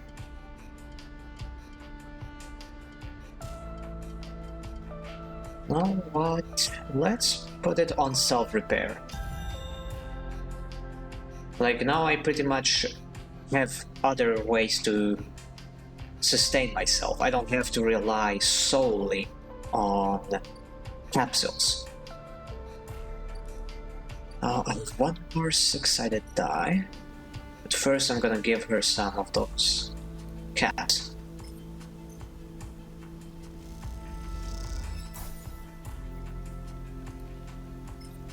The only cap. Oh, that's it. I thought she will want 2 of them. But not, these are enough. Rico. Yes, Rico, kaboom. Rico meets you at the entrance of the lab, leaning on her crutch with a glint in her eye. Walk with me, sleeper. I'd like to tell you a story. She makes her way down the corridor that leads back toward the main commune building. When people first crossed what we call the Founder's Gap into the Greenway, they did so against the wishes of Andre Erlen. At the time, Erlen was trying to stabilize the Union and establish control over the Eye in the wake of Solheim's collapse. It was chaos, competing factions, failing subsystems, so many dead and injured in the riots. That was his priority. Listen. You both crossed through a glass roof tunnel, the greenway outside crowded with vines and branches, dappling in the light. Erlen had written the greenway off, cut off from the rest of the station, and linked to a broken spoke. He claimed it was only a matter of time before everything here would die. He refused to let anyone abandon their duty to the Union and cross. They were traitors to the cause, or as good as. Rico continues, making her slow but steady way into the inner gardens of the commune. There weren't many of us, but we believed that was where... there weren't many of us, but we believed what was here was worth saving. We had to keep our plan secret until we crossed, and some of us left people behind. She pauses to get her breath, her voice cracking. It is difficult to know if from effort or emotion. What we found was a disaster, nothing like you see here.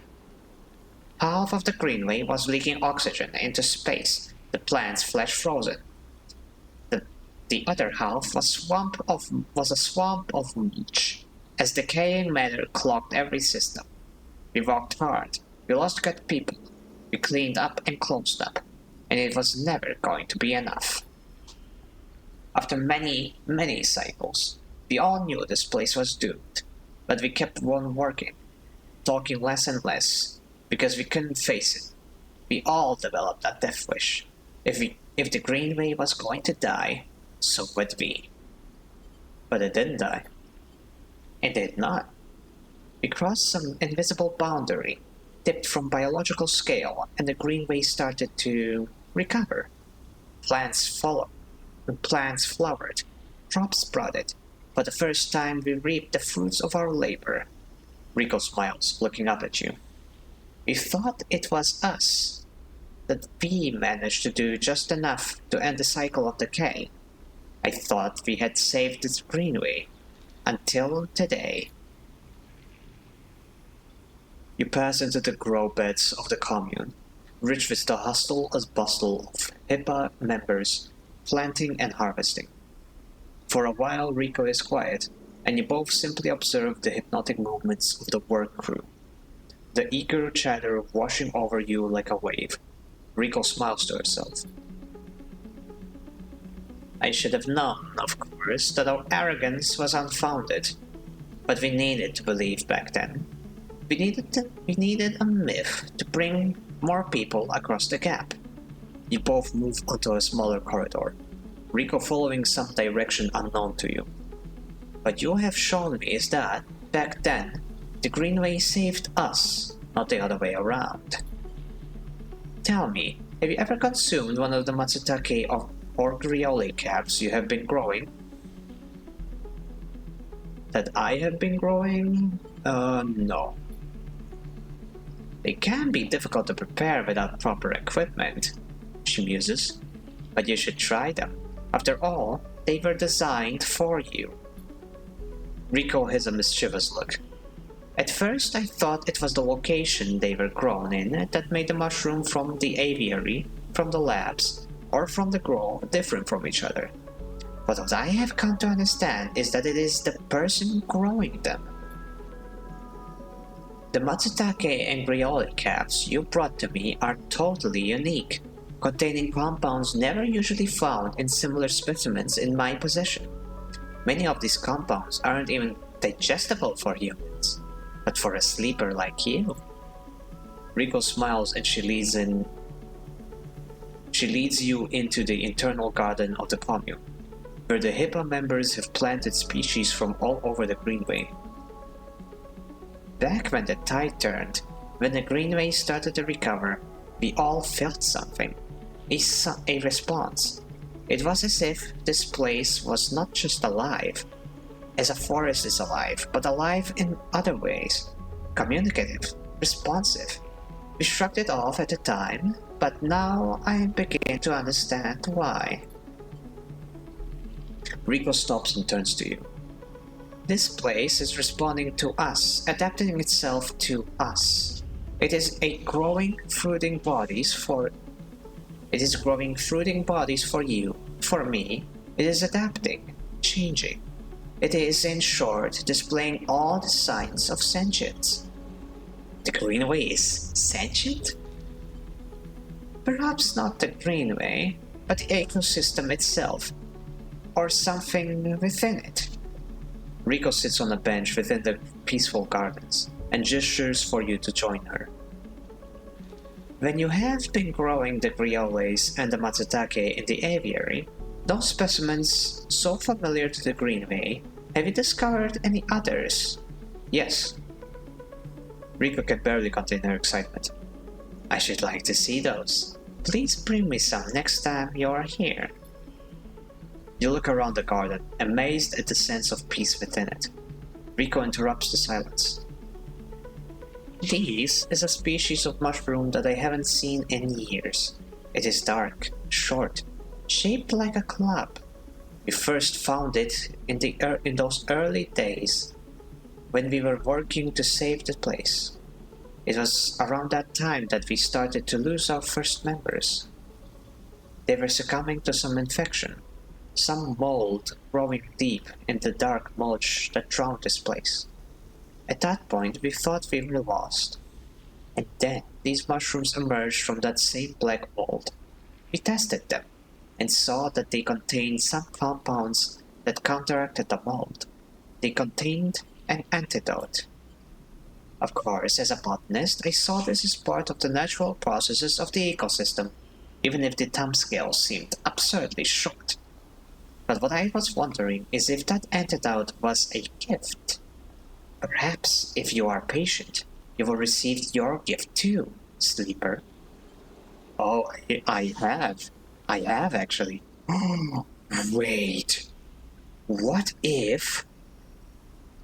What if the grove gave me a seed to grow my own syrup with? Then I could pretty much just sustain myself. I would never have to buy another capsule. Interesting. You both sit for a while. Rico seemingly done telling stories for the day. You watch the light playing off the leaves and plants around you, and wonder what forces could be in play at this place. After a while you stand and leave, with a quiet note to Rico, leaving her to her memories. Fascinating. Actually fascinating. Clubhead samples. Rico is eager to see the clubhead caps that have grown in the aviary. She hasn't seen mushrooms like this one in decades. Are these fruiting bodies the same that emerged during the early days of the collapse? Or something else entirely? Well, I can give her one, but it seems like she wants 3. Which means I need to grow more. The aviary. I have 1 and another one.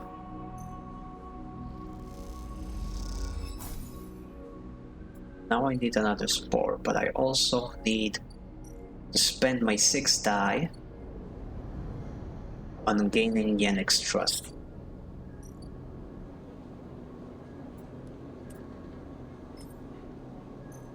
It's a dangerous roll, so I better use my 6 die on this. Believe. Now I need some food.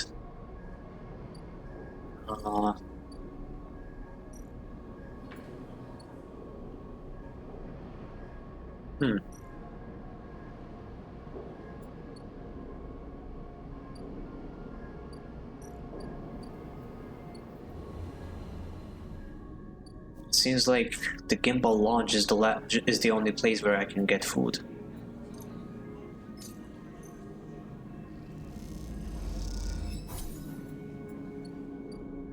Thank you.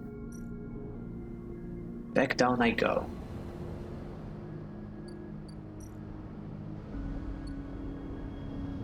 Alright, I could have just slept up there. Oh well. Brooke, self-repair. Oh yeah, I can actually self-repair now. And it doesn't cost me any die. With some careful engineering, you can patch up your damaged body with scrap components. The result isn't pretty. I'm good though. And the cycle. The cycle.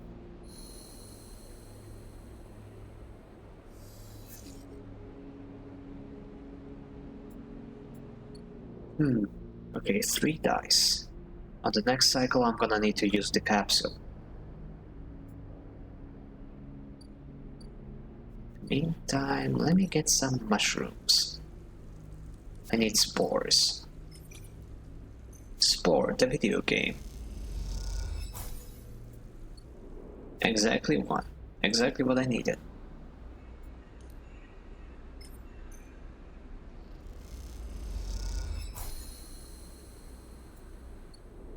Fungal bats. And now they are growing. 4 segments. Now I can use the rest of my rolls on this. Oh yeah, Emphas finished cooking! Surely he'll let me actually eat some of the food. Emphas is preparing the matsutake caps. He cleans them carefully with a damp cloth, before shaving the stalks as if it was sharpening a pencil. His knife slides through them, revealing the bright white of the flesh within. These are good, Sleeper. Very good. He says without looking up. I bartered with Min-ji for some kelp too, so we can brew the dashi. Dashi? A soup base. Very good. Emphas slides the matsutake mushrooms to one side and takes out a closed pan. He opens the lid and you can see the green wafer of kelp sitting in a bath of water. Been soaking it since the last cycle. Emphas explains. Should be good to warm now. He places the pan over the burner and turns it on low. We have some time now. He wipes his hands clean and throws the cloth over his shoulder. However, there is one difference in this cycle. He smiles. You have been the one providing the ingredients, so it is my turn to provide a story. Okay. Good. This story is important to me. He gestures for you both to sit on the folding stools behind the stall. You see these? Emphas runs a hand over his forearm, tracing the circular scars that mark them like perfect bite marks. Conway folded an armored interface rig, a mechanical control device for piloting a heavy-duty extraction suit in low-G industrial operations. He called it a bone suit. He points to the pattern of larger circles on his shoulder. They drill in and anchor it there, then all the way down to the arm. He taps the scar on the way.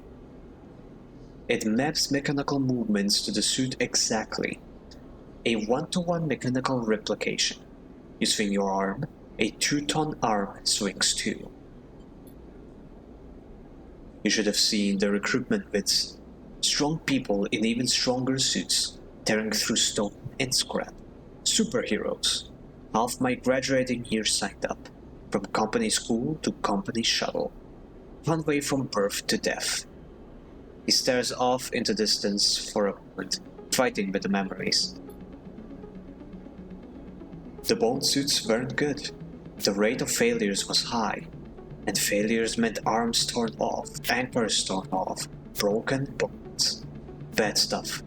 So after a while, Conway discontinued them. No longer competitive, they said. He checks the broth, turning down the heat and adding the mushrooms.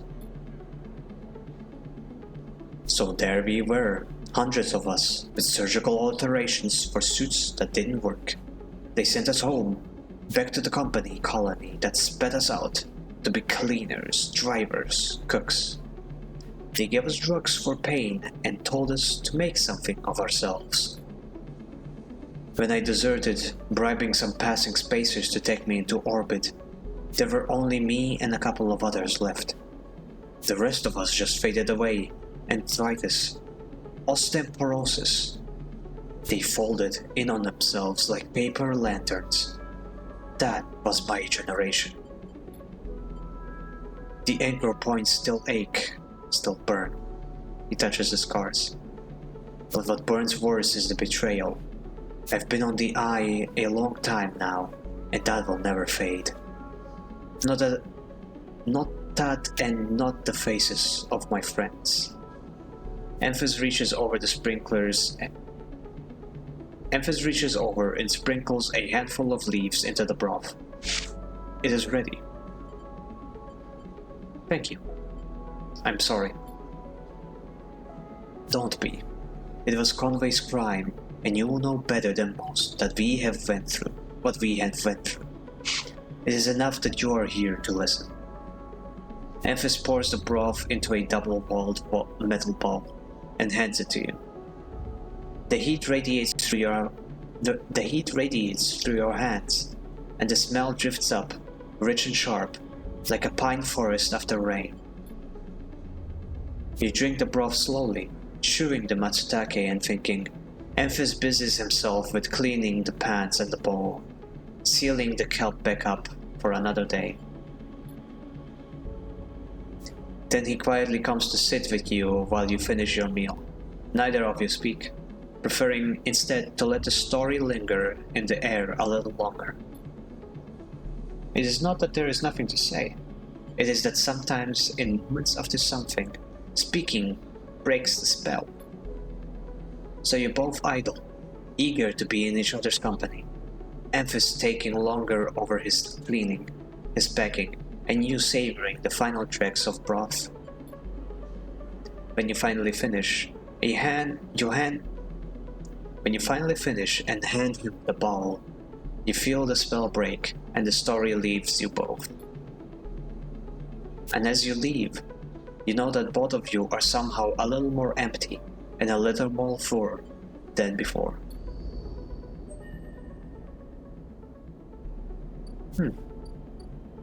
So that was Emphasis' whole storyline.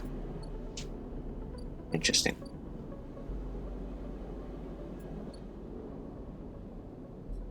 And I got a skill point for that. Man, I am running through my quests like a speed demon. Once I'm done with most of the side quests, I'm going to do the DLC, and then I guess we'll see about what ending we'll take. Yennex Ward. 100% positive. Positivity. Oh heck, I might actually be... Yes, I finished it today. Nice.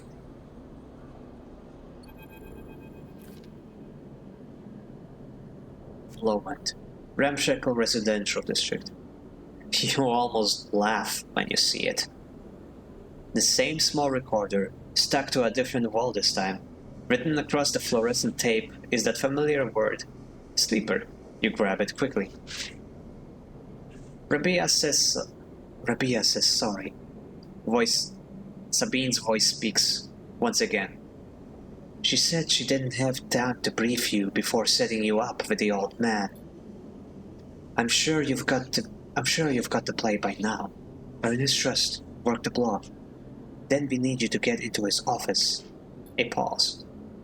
It's risky, but obviously you are the only one of us he doesn't already know. Either way, we need to locate the link to an SNARP. You hear a shout in the background of the recording. Rabia says to be careful. Sabine continues. The data suggests there's some relay processing the implant data and sending it to SNARP, but we can't lock down its position. Either he is moving it, or it's moving itself, or it is rerouting through other relays. We can't understand it. Maybe you can find some details on it in his office. Once he trusts you, you should be able to get close enough to get into his office. You'll only get one shot. The recording creaks and whines. That's the final piece of the puzzle to end this. Good luck, Sleeper. I am sorry too. Be careful. The recording clicks off, leaving you in silence. You pocket the recorder, just in case, and walk away. Looks like it's up to you now. Well then, Yennex office. Find the relay. Critical action. Yennex has asked you to collect his medicine from his office. Now is the only chance to find an SNARP relay.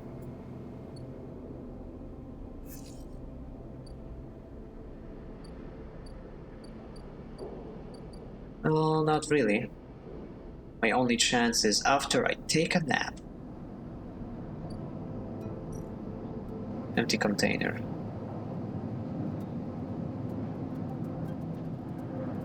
Endo de Cyclo. Wait, did I need to use the... No, I didn't need to use the ampule yet. Okay, it's still here. Good. But I am definitely going to need intuition.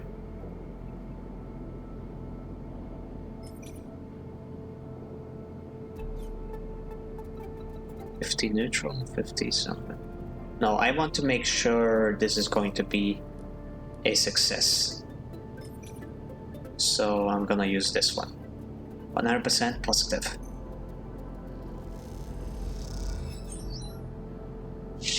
Relay located. You spot the countermeasure on the drawer moments before you touch it.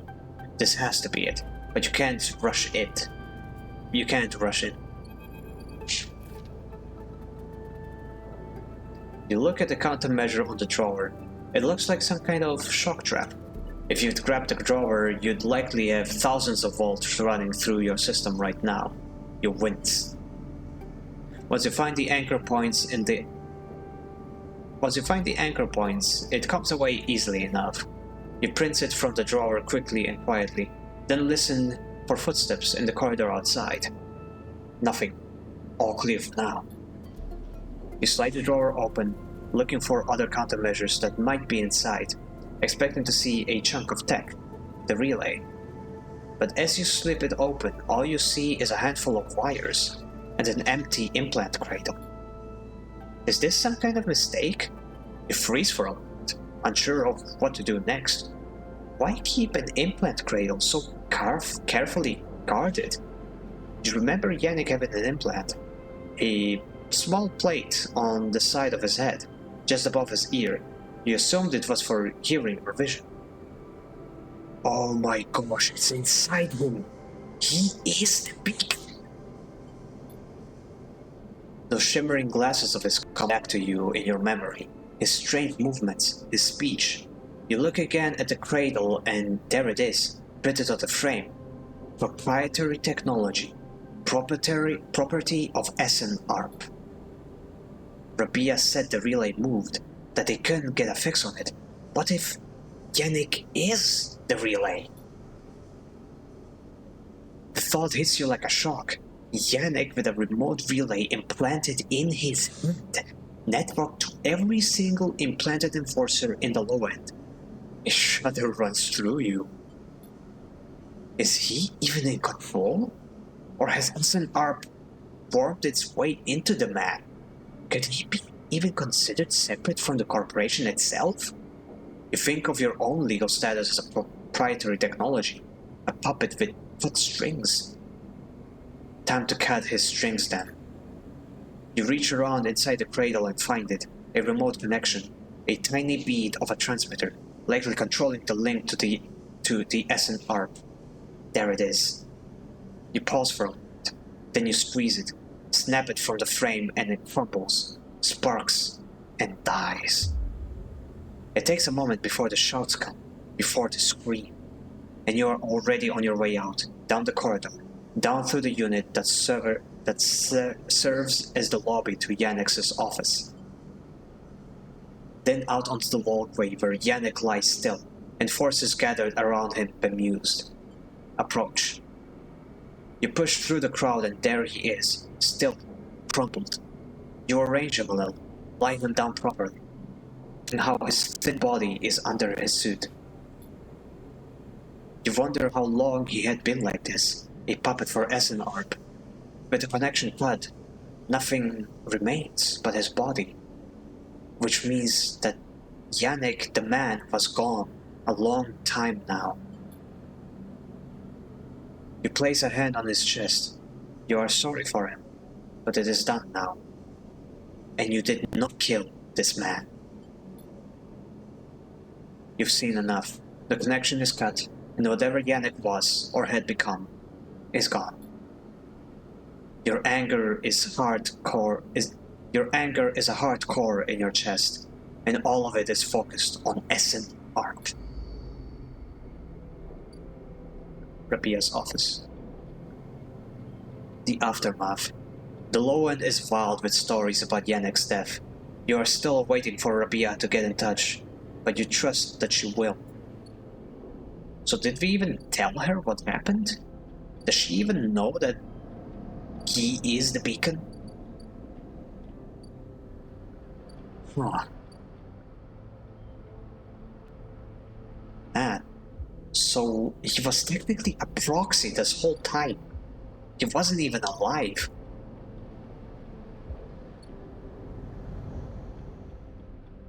That's rough.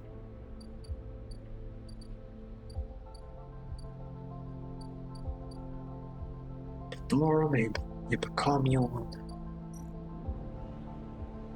Like there's just work assignments here. Waiting for the aviary to finish. What other quests do I have? Build a home into the Greenway. Expose Yannick, Flotilla aid.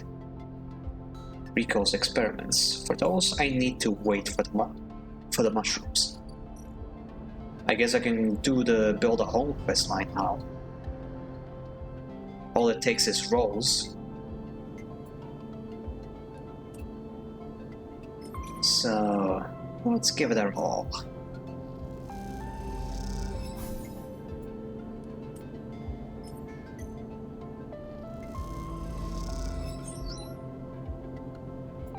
Nice.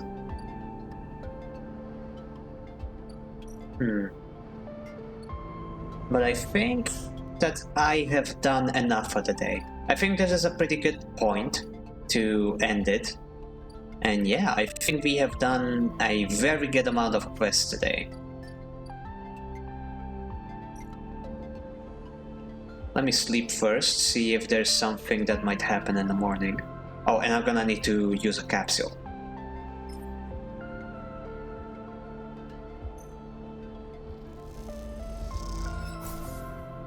Stabilizer. And yeah, moon cycle.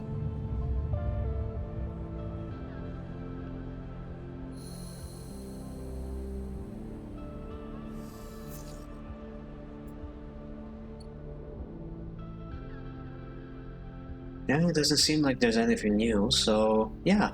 I think this is a very good spot for us to end stream today. So let me go to the main menu. Left save, 12 seconds ago. Good. With the main menu. The game is already saved, we don't need to worry about anything. In the meantime, let me check who is live so we can see who we can raid.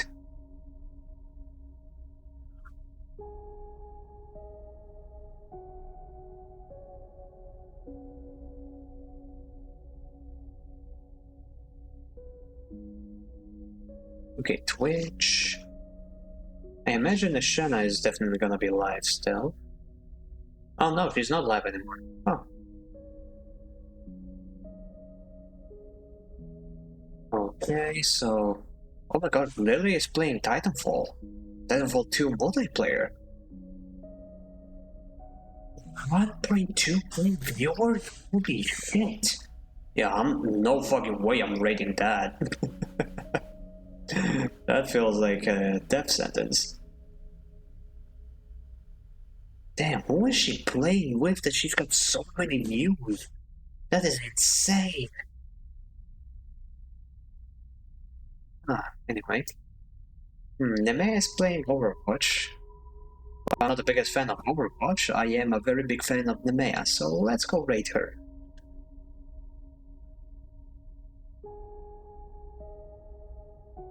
So, slash rate Nemea. Nemeas.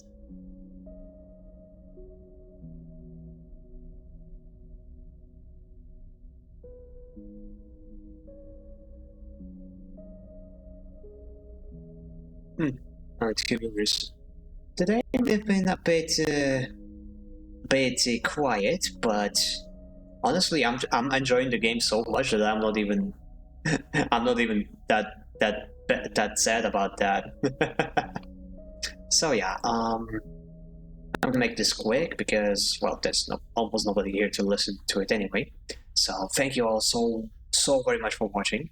I am very much enjoying this daily streaming thing so far. I might make the streams a little shorter though, because I want to go cook something, and if I do that, I'm gonna have literally no time left to do anything else for the day, so we'll see if I'll manage to learn some better time management. Aside from that, thank you all so very much for watching. I'm loving this game. We're gonna be playing some more of it. I'm not sure if I'm going to be streaming tomorrow, we'll see. I've got something to prepare for tomorrow, but after tomorrow, definitely after tomorrow. But yeah, thank you all so much for watching. This has been FinisVT, and I'm taking my leave. Bye bye.